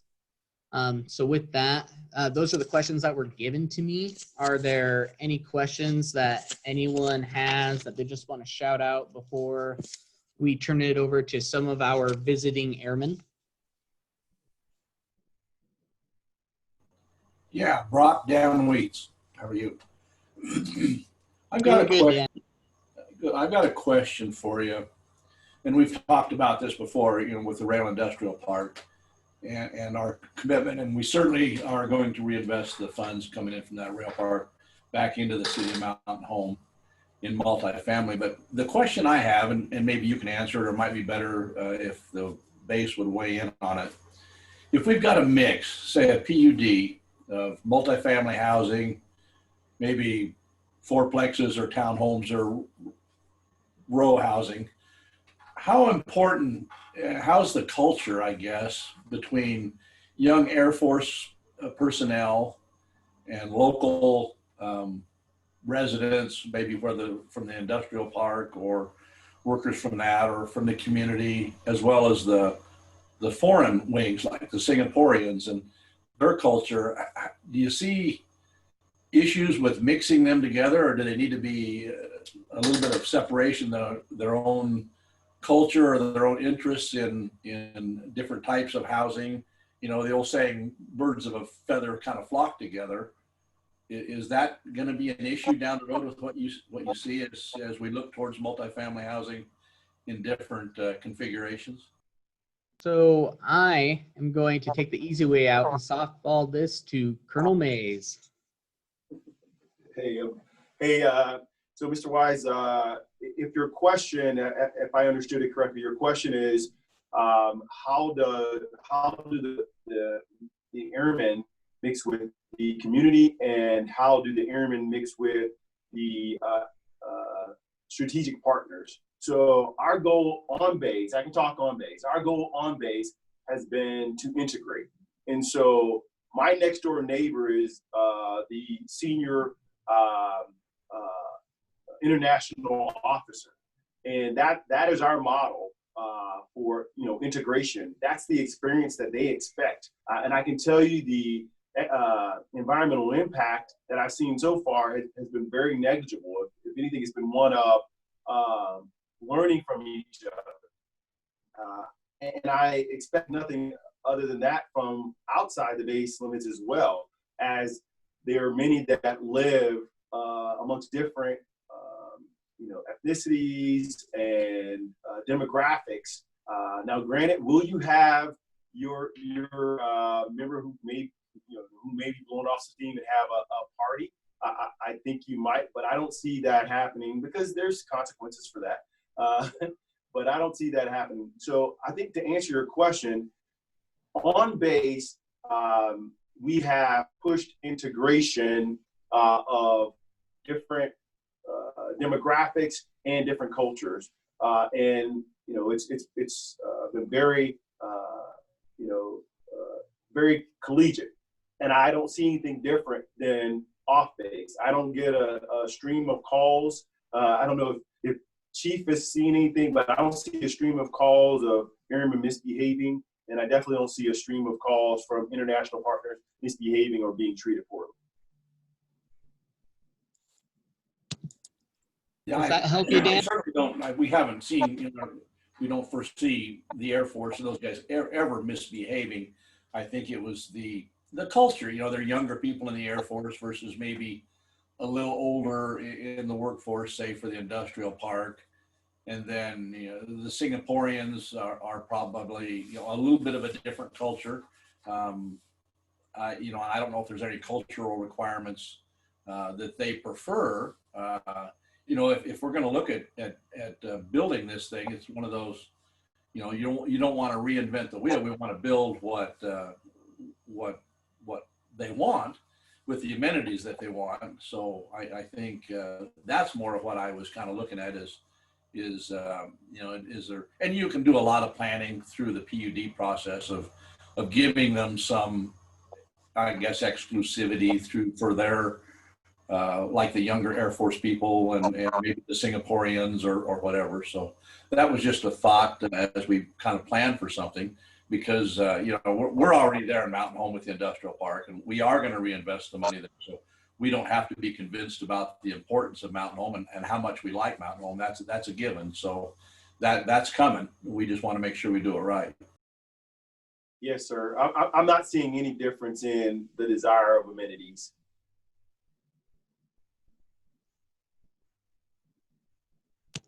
All righty. Any other questions?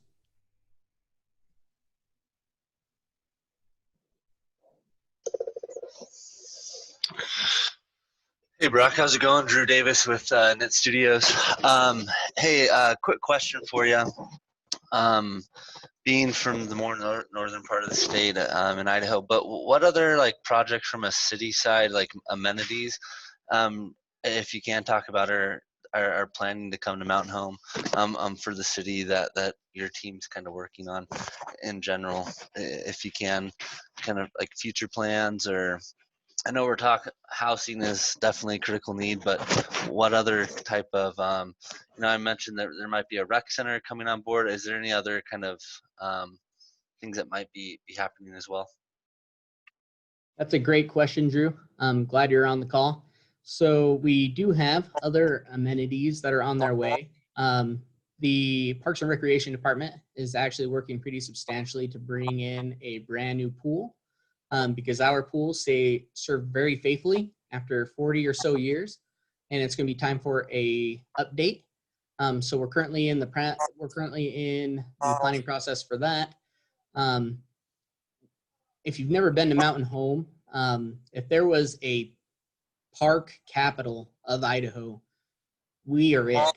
We literally have hundreds of acres of premier parks that have soccer fields, that have play places, volleyball, everything else. And that's really something I wanted us to leverage. So for a kind of look for you. So for PUDs, before we mandated amenities, but our city recognizes that we have so many public amenities that we would rather leverage those for any sort of person who wanted to build some sort of development. For, For one example, we have our huge community trail system. We have one person interested developing near there, and we said, you know what would be a great amenity for us? If you could build some sort of connection, and let's leverage what we already have. We also have new commercial businesses looking at us up near Walmart and also up near City View. We have some new commercial players coming in when it comes from restaurants and also grocery stores. People have also caught notice there. The amenities that we would like to see, we certainly need more. Entertainment is very important.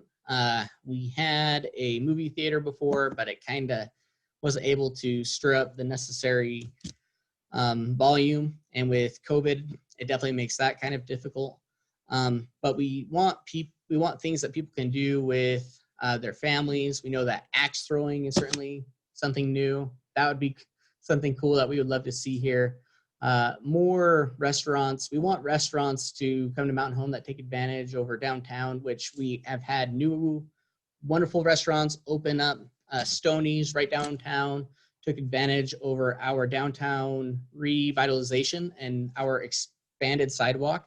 And now they have al fresco eating opportunities, and it's beautiful and it's gorgeous. So those are sort of the things that we are looking for. Okay, great. Thanks for answering the question, Brock. And real quick, I was just handed a little note from one of our councilmen, and I'm glad he's here, but development right across the street from Walmart, that's going to be prime commercial development area. It's built for, I don't want to say necessarily bigger boxes and other things like that, but it gives opportunity not only for commercial retail, but for also office space. If we wanted a new medical center to visit Mountain Home, that's where probably we would want them to go. Tons of opportunity there as well.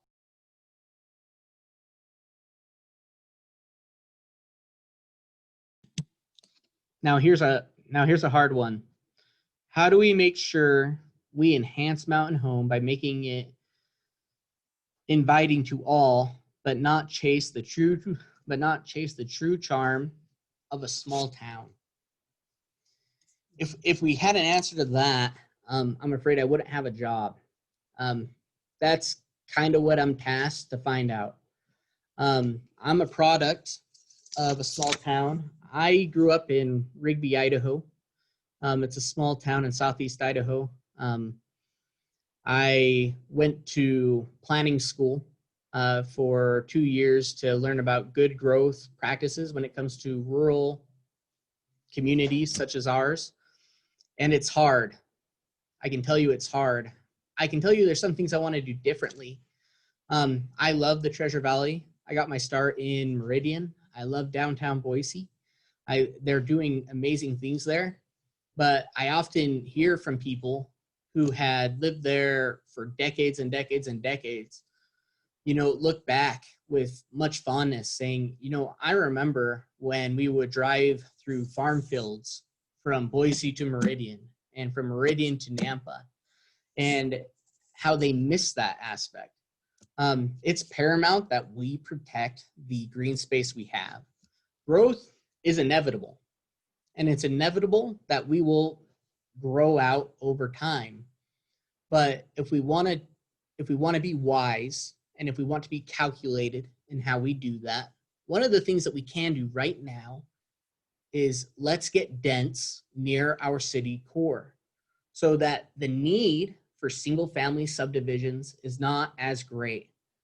Because if you go on Google right now and you look at the Treasure Valley, the majority of their housing types are single family home subdivisions, and they sprawl out and they eat up land.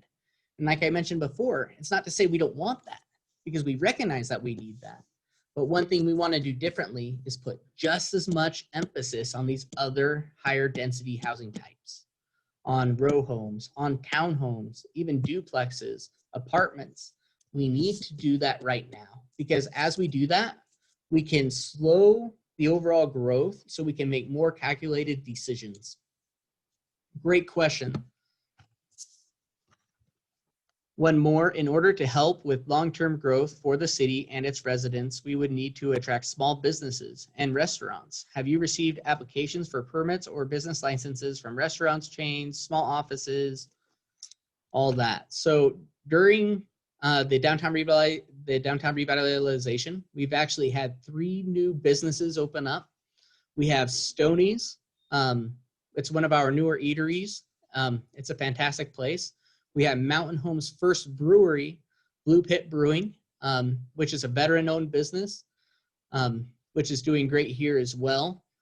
And then we have Flightline VR as well, which is fairly new, which is providing an entire new entertainment / training activity for the citizens of Mountain Home. So we have things happening, and we're trying our best to make sure that they are successful.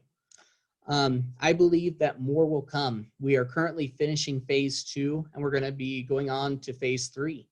In each of those areas, we have vacant buildings. We have 2 RFIs for 2 paramount keystone buildings within those districts, which is the Hub building and also the Bells building, which is prime opportunity for restaurants, for recreation, for housing. So there's opportunities there, and I'm hoping after this conversation, if we haven't scared you too much, that you're going to take this information, you're going to brag to your friends, and you're going to say, we're coming to Mountain Home. Slow planned, smart growth and development. Yes, yes, yes. We need to be smart. Mountain Home has had the benefit of growing at an average rate of 2.5% every year. Which for some is a benefit. For some, it makes us kind of worried because they look at the Treasure Valley and at the exponential explosive growth that has happened there, to cities like Kuna, cities like Meridian, Nampa. And we've kind of been able to take our time. Now, I think that the time of 2.5% growth is going to come to its end, because the Treasure Valley has, for lack of better words, kind of built out. Kuna is no longer as affordable as it was. Meridian is no longer as affordable as it was. Star, Eagle, all of those other bedroom communities are getting just as pricey. Traffic from there to Boise is not what it was 10, 15 years ago. And right now, I would be willing to make a bet with anyone in Nampa or anyone in Caldwell that I can get to downtown Boise faster than they are able to. So I think Mountain Home has finally reached that moment in time where we are going to be more strongly considered a bedroom community. And I promise you that our commute to Boise is a lot more entertaining and a lot more peaceful than the commute coming from the northern Treasure Valley. So we want to be smart, and that's why we updated our comprehensive plan with Horrocks Engineers, which won an award from the American Planning Association of Idaho. And with that comprehensive plan, I have made these instrumental changes to our zoning ordinance to try to ensure that growth is controlled. And I will note again, we love the development community, and we're here to partner with you. But you still have to go through some hearings. You still have to come to the table, and we have to find something that works for everyone.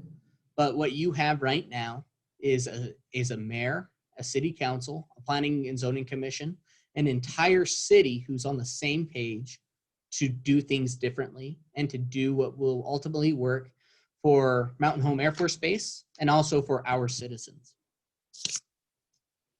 And I think I have one last question here. Estimated timelines for submittal for permits, PUDs, multifamily. So we are smaller. When I was in Meridian, there was about 20 or 30 of us trying to do the same thing. When I was in Twin, there was about 15, 10 of us. Here, there's like 3 or 4 of us, but we punch above our weight and we get the job done. When it comes to those processes, I can promise you from the zoning side, from those entitlements, when it comes to annexation, from PUDs, rezones, that we can get you in fairly fast. I think generally a typical project, if we were talking about something that was currently in the county, had not been annexed yet, and it needed to be annexed and needed to be zoned. Let's say you wanted to do a PUD. You were doing a development that had all the bells and whistles. If I was to guesstimate, and I like doing worst case, we like to under promise, over deliver. I would say 6, 7, 8 months. Best case, if we're working together, if we're rubbing shoulders, if you're bothering me on a daily basis, which means you're probably bothering Kimberly, and I'm creating more work for her, and we work closely with each other, I believe that that timeline can be extremely expedited. Because if I can help make sure that you're providing a product that is harmonious with our comprehensive plan, which meets the goals and also the mandates of our zoning ordinance, and from my interactions with the Planning and Zoning Commission and also the City Council, I can make sure that those meetings are very productive and that the conversations that happen there go forward and not backward. So those are all the questions I have right now for housing. I'm pretty sure there's a ton more. Nope, I have an open door policy. I try to be as accessible as I can be, but I juggle plates. As the community development director, I'm over economic development, planning and zoning, and also grants. So I'm doing multiple things, but I love it because being able to help with the economic development side while having a firm grasp of zoning and what it takes to create a sustainable and equitable built environment is a fantastic combination to have.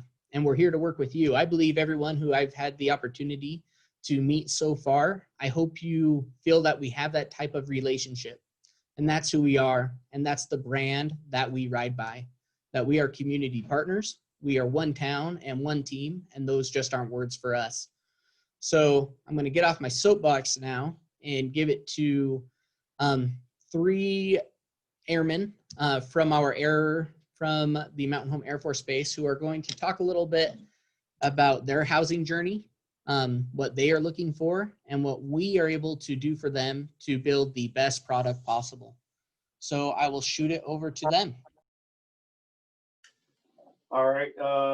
I think we have Major Dumont on first. He is one of our operations officers that has been here for a little bit. And so, hey, can I get a comm check for Major Dumont? Hey, sir, it's Major Dumont. Can you hear me? Absolutely. Hey, I appreciate your time. And if you want to share your story of when you got here, what you were looking for, why you made the decisions you did, and what you think somebody kind of like you would be looking for. Yes, sir. So my name is Cody Dumont. I got here in June or July, beginning of July, this past summer. I'm also married to a young professional that also works from home. And I have no kids, and we have 2 pets.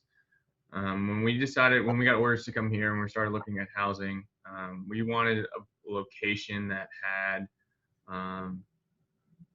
amenities that we both like to do. So I'm into rock climbing. I do axe throwing. I play ultimate frisbee. My wife loves working out. She does cat shelters and all that fun stuff. So when we started looking at areas, those were those top things that we wanted to find. We're also kind of foodies, so we also like restaurants and that are close by, that are different and local. We also had a friend that also lived in Boise at the time and kind of gave us a rundown of what their experience has been. So it kind of really aligned with what we wanted.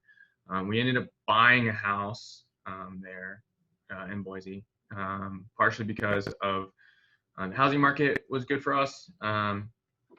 And also the location of where we bought the house is really close to a lot of things that we wanted. Another huge consideration for us, because my wife works from home, was internet service. Being able to have a really good internet connection for her was super important because it's her livelihood in a sense. So the fact that we were able to get fiber optic cable out there where we live was really crucial for her. For us, having a community with the other young professionals that don't have kids, like similar to our situation, is also important. Having that social interaction, which typically larger cities typically tend to have. When we looked at a mountain home, it just didn't feel like we were going to get that sense of community. It was built more towards families types of deals.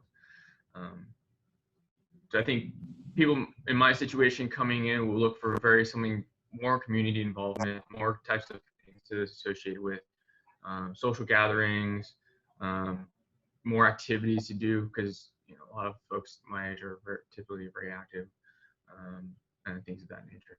But if any questions, that's kind of my story. Hey Cody, if those things were available, would you elect to live mountain home or Boise? For you and others that like. So personally, I would love to live close to base because I don't really enjoy the hour and some odd commute. But giving my ability to choose where I live for myself and what my wife likes, it wasn't really in the cards, just because of amenities for her, because she still works East Coast hours. So she works from like 6 to about 3. So she has a good portion of her afternoon even by herself to go do those types of things that she enjoys doing. So that was, but if that was close, if there was places in Mountain Home or closer to Mountain Home that had those things, I definitely think I would live closer to base for sure. All right. Are you willing to answer questions from the folks out in their field? Absolutely, sir. Yes. All right.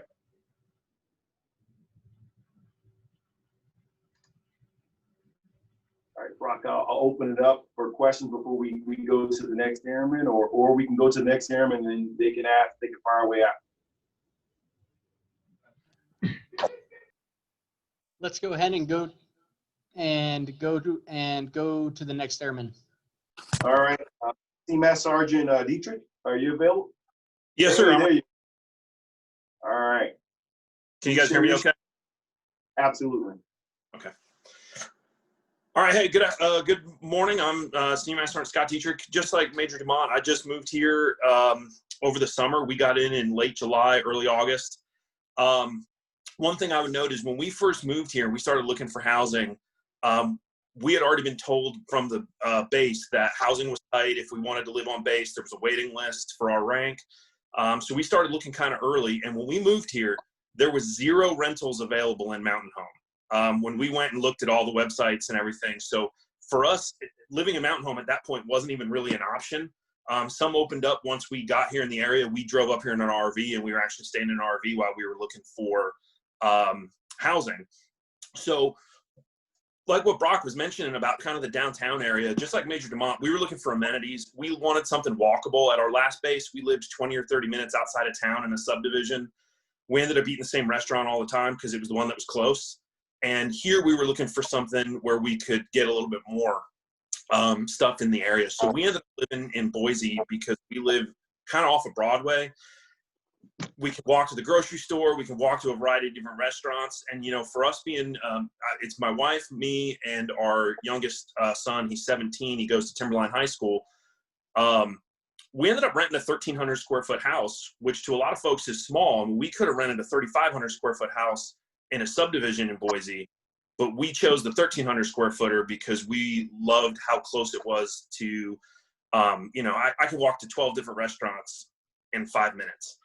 And that was a huge selling point for us to have a smaller house, smaller yard, less maintenance, more opportunity to get out and kind of enjoy the area we live in than like at our old house.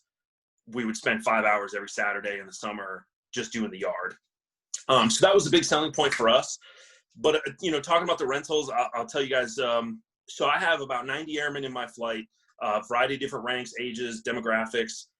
But one of the most common things I hear from them is that at almost every Air Force base, when you move out of the dorms, there's usually some apartments nearby that are affordable and kind of in the price range for an airman's housing allowance. And in Mountain Home, that doesn't really exist. Rentals are tight, and a lot of the rentals that are there are single family homes. So what you see is a lot of airmen end up renting a house, like a 3-bedroom home, and have room to be able to afford to live there. Where at other installations, there may be some apartments that are nearby that are within their housing allowance that they can afford to rent maybe a 1-bedroom on their own or a 2-bedroom, you know, and if they're a young family with their housing allowance, they might start off with that 2-bedroom house because it's a huge financial burden for them to get that first home, move off base. They have to buy furniture. They have to, you know, buy all the things that you take for granted having that they may not have. You know, they don't own a microwave. They don't own plates and things. And then having to buy a lawnmower and a weed eater and all that stuff is not really what some of them are looking for. They're looking for a low maintenance starter apartment. So that's kind of my story, my experience with housing here in Mountain Home.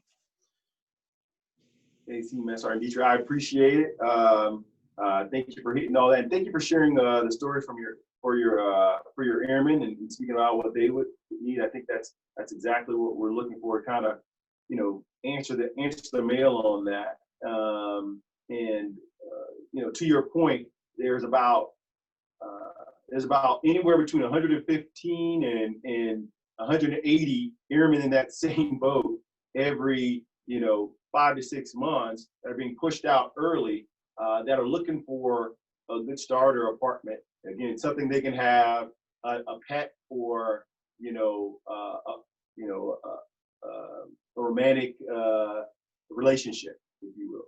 So, you know, that in addition to folks like yourself who would have lived here if they could, or potentially would have lived here. And so I appreciate you sharing your story. So if you stay online, I think we're gonna transition to Airman Woods, and then we'll open it up for questions. Airman Wood, excuse me. Airman, come on. Hello. Hey, how are you doing? Yes, sir. All Good. right. How are you? I'm great. You mind sharing your story and giving some of your perspective on, since a lot of the demographics are your demographics. So can you share? Yes. So my husband and I PCS to Mountain Home Air Force Base about a year ago. And as soon as we got here, we started looking for housing. But we had trouble finding a place that was suitable for our family. We have 2 big dogs, so we were looking for a pet-friendly place. And a lot of places weren't allowing pets, or they would have breed or weight restrictions. So I started looking on Zillow and apartments.com. And the few places that were available were only houses for sale. There weren't any rental properties that were available. And at the time, my husband and I weren't looking to buy or rent a house. So we started looking in Boise, and within a few days, we found the place that we're in now. And I think once we started looking, what really drawn us to Boise was all the amenities and establishments that cater to the younger crowd. I think Mountain Home would really benefit from having places where the younger airmen can go and hang out, such as bars, maybe breweries, maybe even a rec center, which are things that Boise has.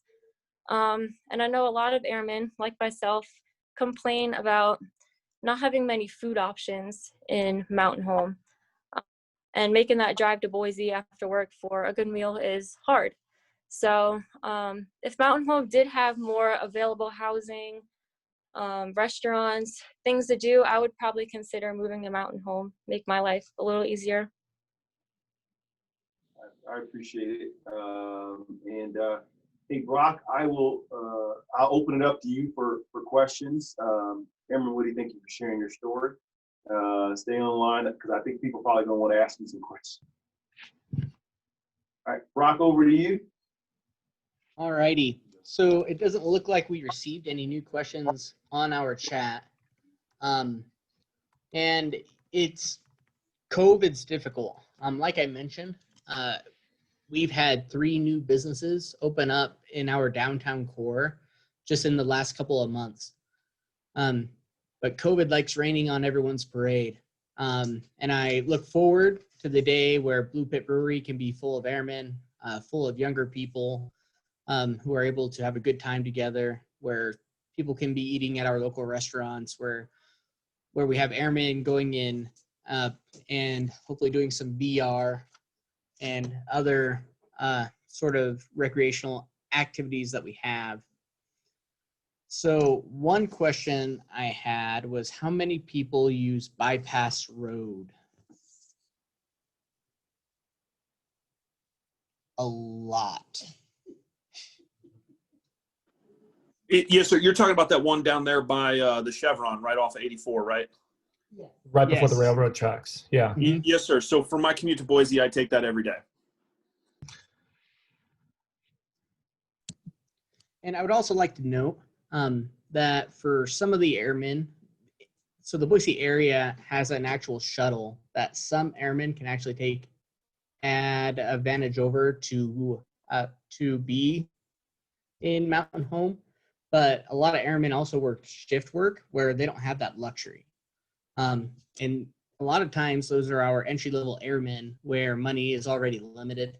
So I can imagine the wear and tear on vehicles with that sort of commute cannot be too much fun. And I don't know if Airman Woody has been here during winter.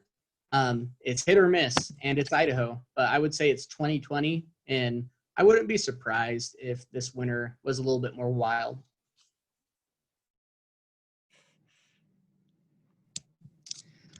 So, do we have any other questions for our airmen? Here's another one.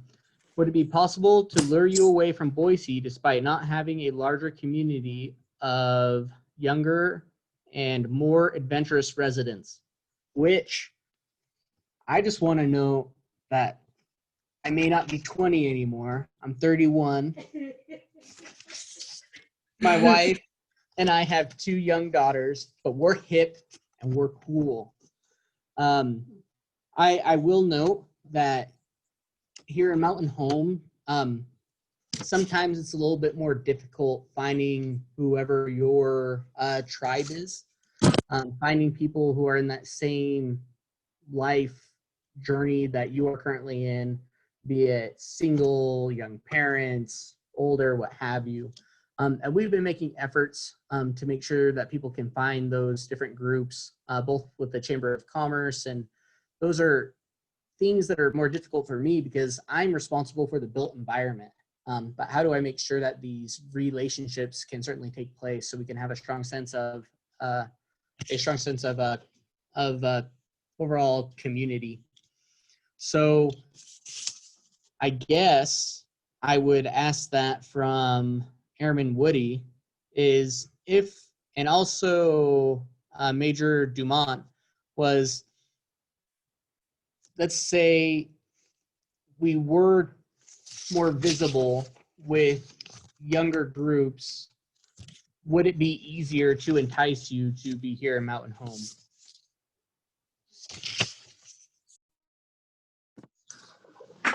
Yes, it would. I moved to Boise so I could have that social life outside of work. So if there were more things to do for younger airmen, I would definitely move here.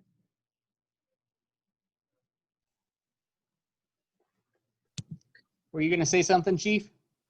Yeah, so I'm gonna say it and try and say it as delicately as I can. You know, one of the challenges for the military is that our demographics mathematically are not balanced like they are in civilian society, where they're balanced 51 to 49% male, female.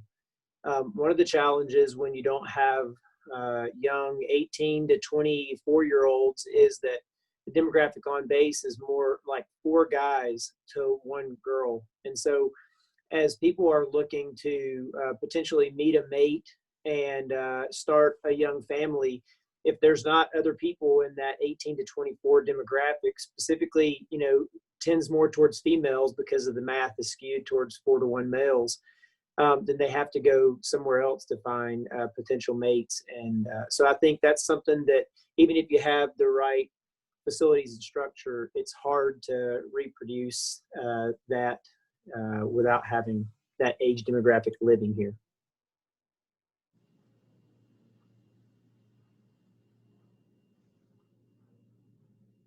Oh, thank you. Anything else from Airman Woody or Major Dumont? Or also Dietrich?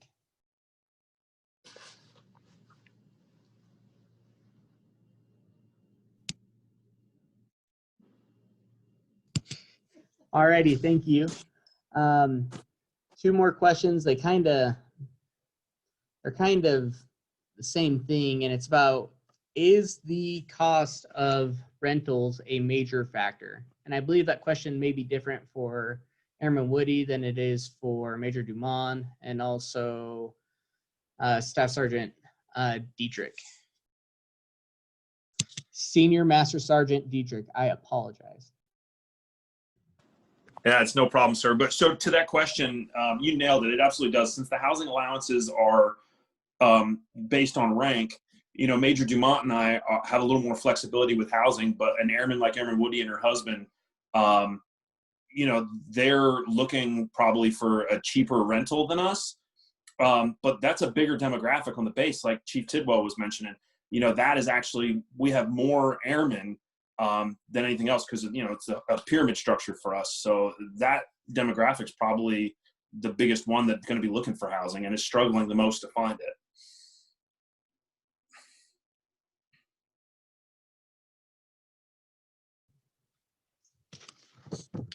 Awesome. And then the $1 million question is, so if rental prices were lower and in Mountain Home, we had restaurants, we had gyms, we had amenities, let's say we had even housing units that had all of those different amenities nearby, would that be a sufficient enough argument for airmen who are currently in Mountain Home, I mean, not in Mountain Home, in Boise, to come here to Mountain Home?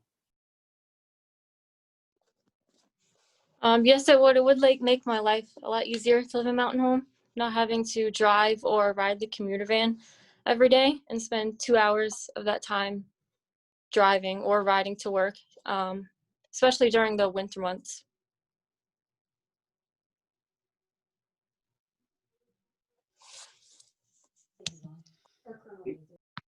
Yeah, Brock, this is Sergeant Dietrich here. You know, you had mentioned earlier about there being some higher density housing, you know, in the downtown area. That is absolutely something that my family would have looked for. You know, we weren't looking for a house, you know, like I was saying, a 2,000, 3,000 square foot house in a subdivision with a lot of yard. We wanted something small, easy to maintain, and walkable. So if there was something down there, we absolutely would look at it. And I guess one thing, Colonel Mays, if you would be able to tap in, could you share what the basic housing allowance is for all of the entry-level airmen? Yeah, I mean, hey, can you hear me? Yep. Yeah. Okay. Yeah. So, I mean, the way our BAH or basic housing allowance structure is worked. There is one allowance if you are married or have a dependent, and there's one if you are single. A number of the airmen are single, and so in that E1 through E4 range, for single airmen, we're talking $924 currently, and so in a lot of cases they will, you know, if the amenities are correct, they will, you know, partner, because the goal is, if you're going to partner with someone, you're going to share that lease. That leaves you a little bit of cash to pay for internet, your utilities, maybe even a meal or two. And so that's the very low end of our population. Now that same population, if they are married, like Airman Woody, they are upwards near $1,200. So they're about $1,170 currently if they're married. And that is we've seen a significant increase over the last couple of years, and it continues to go up from there.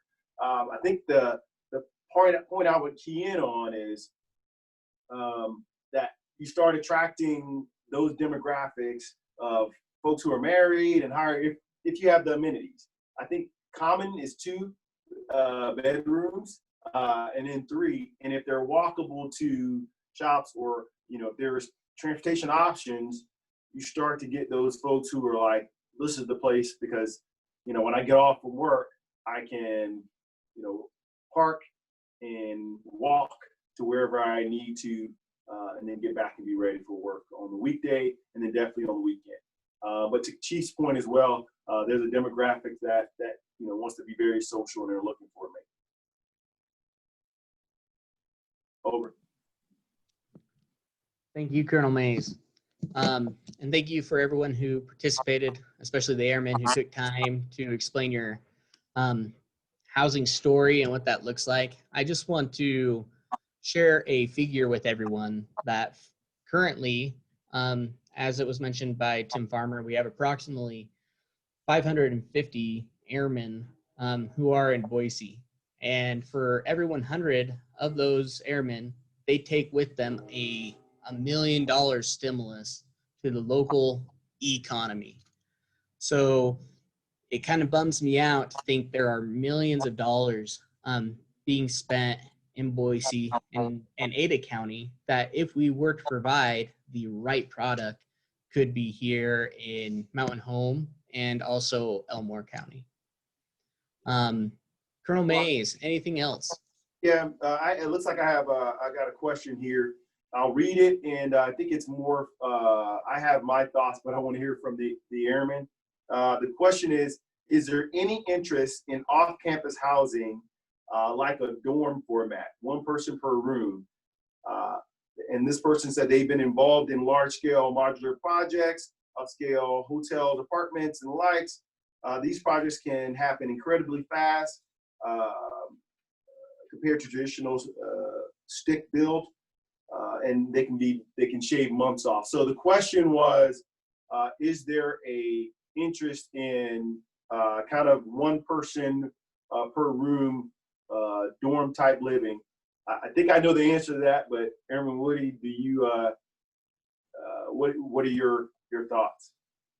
I would assume that meant not having a kitchen.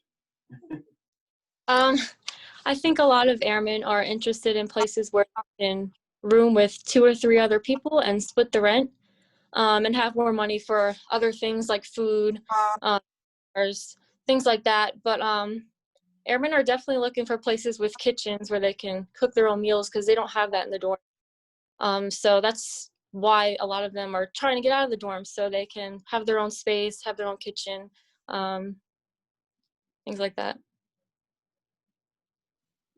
Thank you. Yeah, Brock Danweets, I might have a question for the Colonel. Are there any policies that have been in place that have been waived that allow your airmen to go to Boise for apartments, for amenities, versus proximity to the air base for a response time? Is that something that you guys have adjusted because of the housing shortage? So I think what you're getting at, there are normally folks who are identified as key and essential that have a response time requirement. I think there have been minor changes to that, but that would affect personnel who are in a different capacity, not necessarily the airmen. The thing that's driving, I think, airmen to Boise is just the availability. And then as it becomes more common, they're like, okay, if other folks are doing it, I guess that's just the way you do it. That normally mindset, it really, that's cyclical. So in 2 years, that could change. If you build something here, every year the leases are up there. So you have the possibility to woo them here. So the base hasn't made any major key decisions that push folks there. But for the most part, it's just been the lack of availability. Over. Yeah, and I think that's where we're going to have to find a balance somewhere, because we can certainly make changes in the availability by building it at Mountain Home, but I'm not so sure we can make changes in the amenities to compete with Boise as it is. That would, affect the downtown culture of Mountain Home, maybe take away from that rural feel. I mean, you can do some, but we can't compete with downtown Boise. It's being able to get the airmen to stay in Mountain Home if we provide the housing there, whether it be a townhouse or apartments or any kind of multifamily housing. And different configurations. But we're not going to have that within, 5-minute walking distance probably of a number of different bars or entertainments for single airmen looking to, have an evening out on the town or something. Right. And I think it's a balance where I think we said there are about 550 households that are up there currently. It's a balance. Some of them are there because by choice, because they want the urban environment or opportunities for their spouses. The others are there out of, because that's what they could find. And they didn't want, or they couldn't afford to stay in a hotel 60 or 90 days. And so in that case, it is a balance. It's a trade-off. I may find what I'm looking for in Boise, but it's going to cost me on another $200 a month to make that commute. And so, if there is items that are available, if there are inventory that's available here, then I'm making a decision on whether I drive to Boise on the weekend or whether I have to live there. Alrighty, we have 2 more questions in the chat, so we'll go ahead and answer those, and then we'll kind of call this to an end. We've gone a little bit over time. It's been an amazing discussion, but I know everyone's busy, and I know that our airmen also have a very important job that they need to do as well. So one question, and I guess I will give this to Mr. Farmer and also Colonel Mays. Will future on-base housing eventually compete with off-base housing? If I heard correctly, I think it was stated that new airmen will be required to live on base.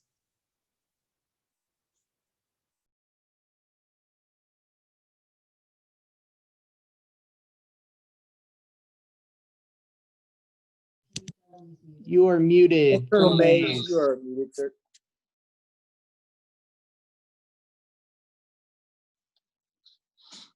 All right. Okay. So just to clarify, when what Mr. Farmer, and he can speak for himself, was referring to brand new airmen that come out of basic. We get so many every few months. Those brand new airmen are required to live in the dorms. What that does, it forces the folks that are in the dorm to move out. And so where there are folks that are required to live on base, it is like a balloon. You squeeze on one end and it's got to go the other. So what winds up happening, if we're at our capacity and 70 airmen come in, we're not going to push the brand new airmen who are new to the Air Force and are probably in the most disadvantaged financial state because they're just coming on. We're not going to push them down off base. We're going to make them a higher priority to live in the dorms than the folks who have been in the Air Force 2 to 3 years. And in this case, sometimes 18 months. And so what's happening is we're pushing them off base earlier. And that's what we mean. So there's folks that are required to live on base, but they push folks who are currently in the dorms out. Right. And it's only our very young, unaccompanied airmen. It's if a young airman comes in with a family, they're not required to live on base at all.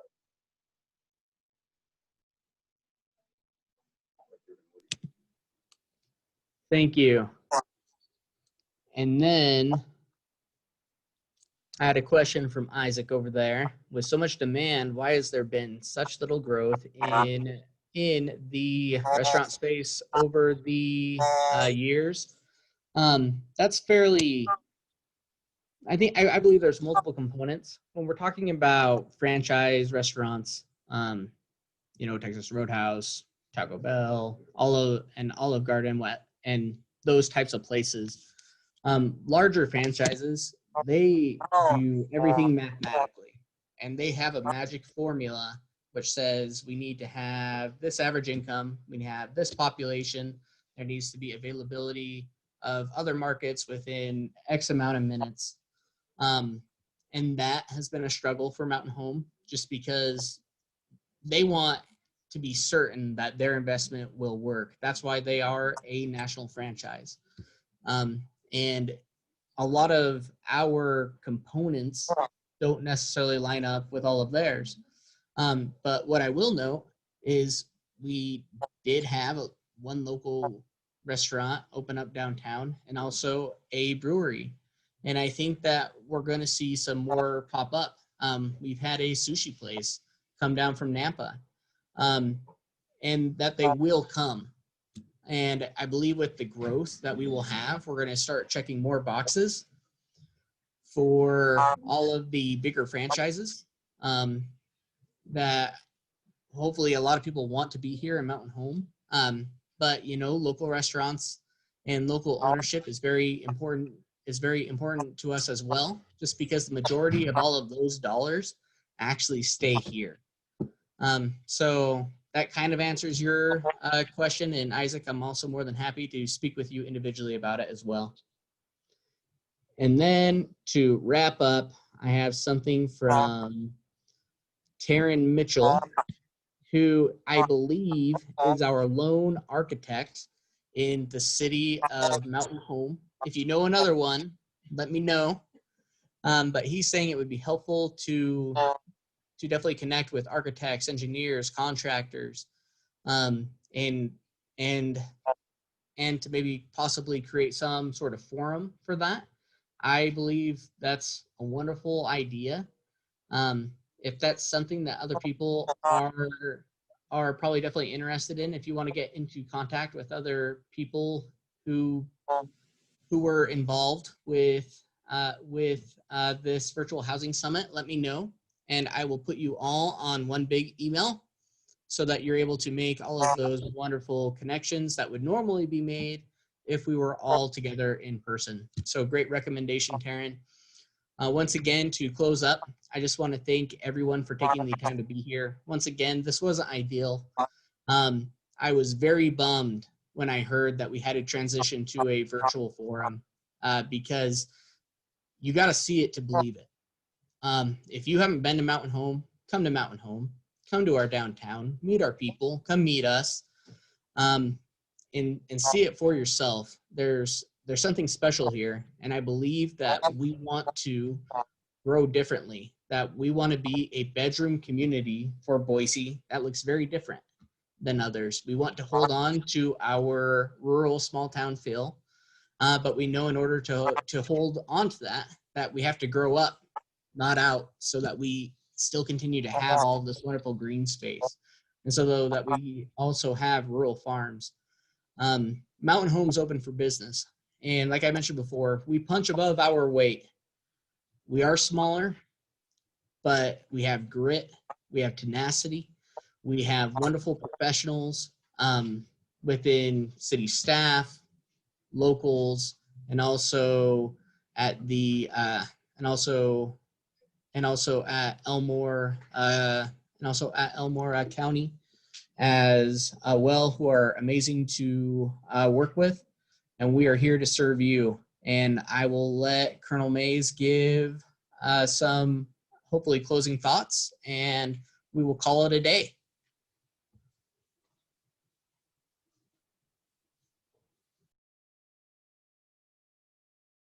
All right. On behalf of Colonel Goodman, who's the wing commander, we just thank you for your time, your attention, your consideration, and you know, I think it'd be appropriate because one, Chief has probably a lot to say on this topic. I know it's something that's near and dear to all of our hearts. But I just thank you for your time and you know, consider helping us provide a better quality of life for our airmen than being forced to drive, you know, an hour and a half a day away from their primary mission and away from their families.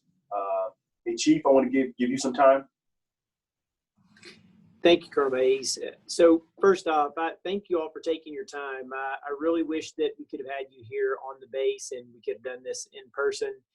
And some more of our airmen could have heard all the things that we heard today. You know, just over the last couple of days, I have 2 chief master sergeants even who are PCSing into our installation. And, one of them came here a little bit ahead of time for house hunting because he had heard of the housing challenges here in the area. And so he sat right here at the table in my office, and he said, I'm gonna be honest with you, even after 20 plus years of service, my biggest stress right now is being able to find a place where my family can settle in. And even some unique experiences with one of the chiefs where, they finally found a house and their realtor secured a place, but the person didn't want to use out-of-state financing. And so they lost the house that they actually had placed a bid on, and should have been the first candidate.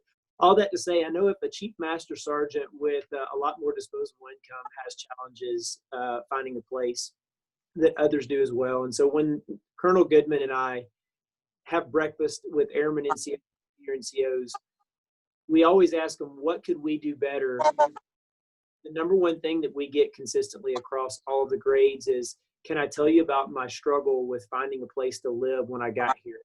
Stress it created for them.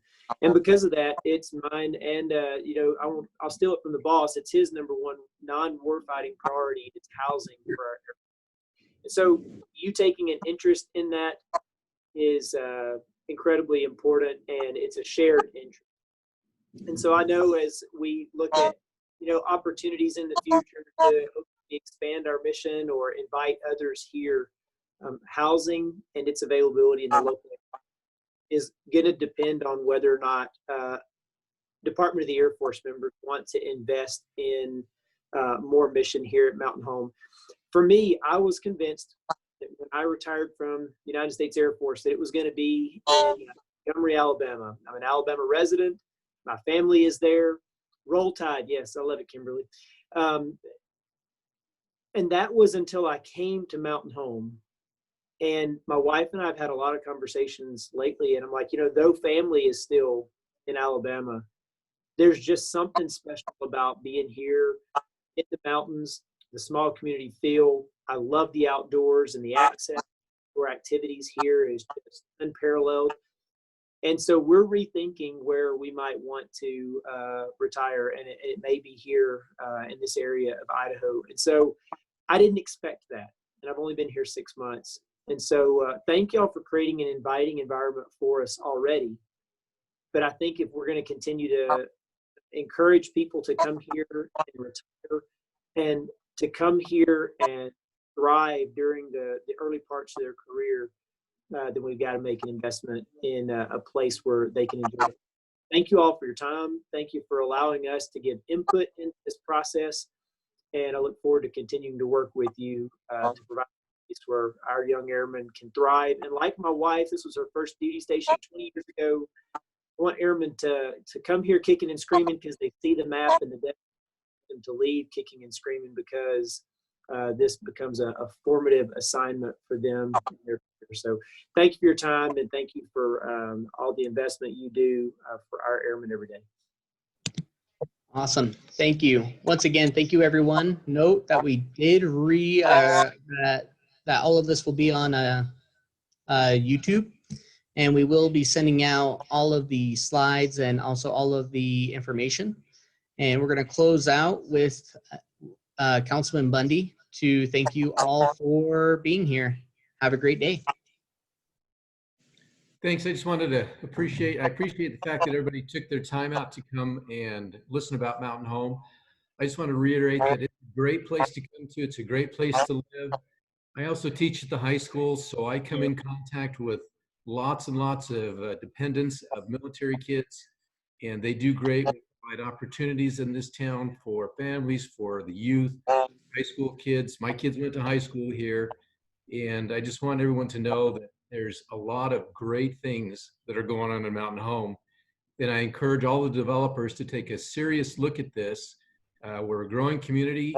There's a market for the housing. We provide tremendous amounts of good things. The city's investing with our downtown revitalization. We've got great things happening. So thanks for taking the time to spend some time with us here in Mountain Home. And I wish everybody a great day.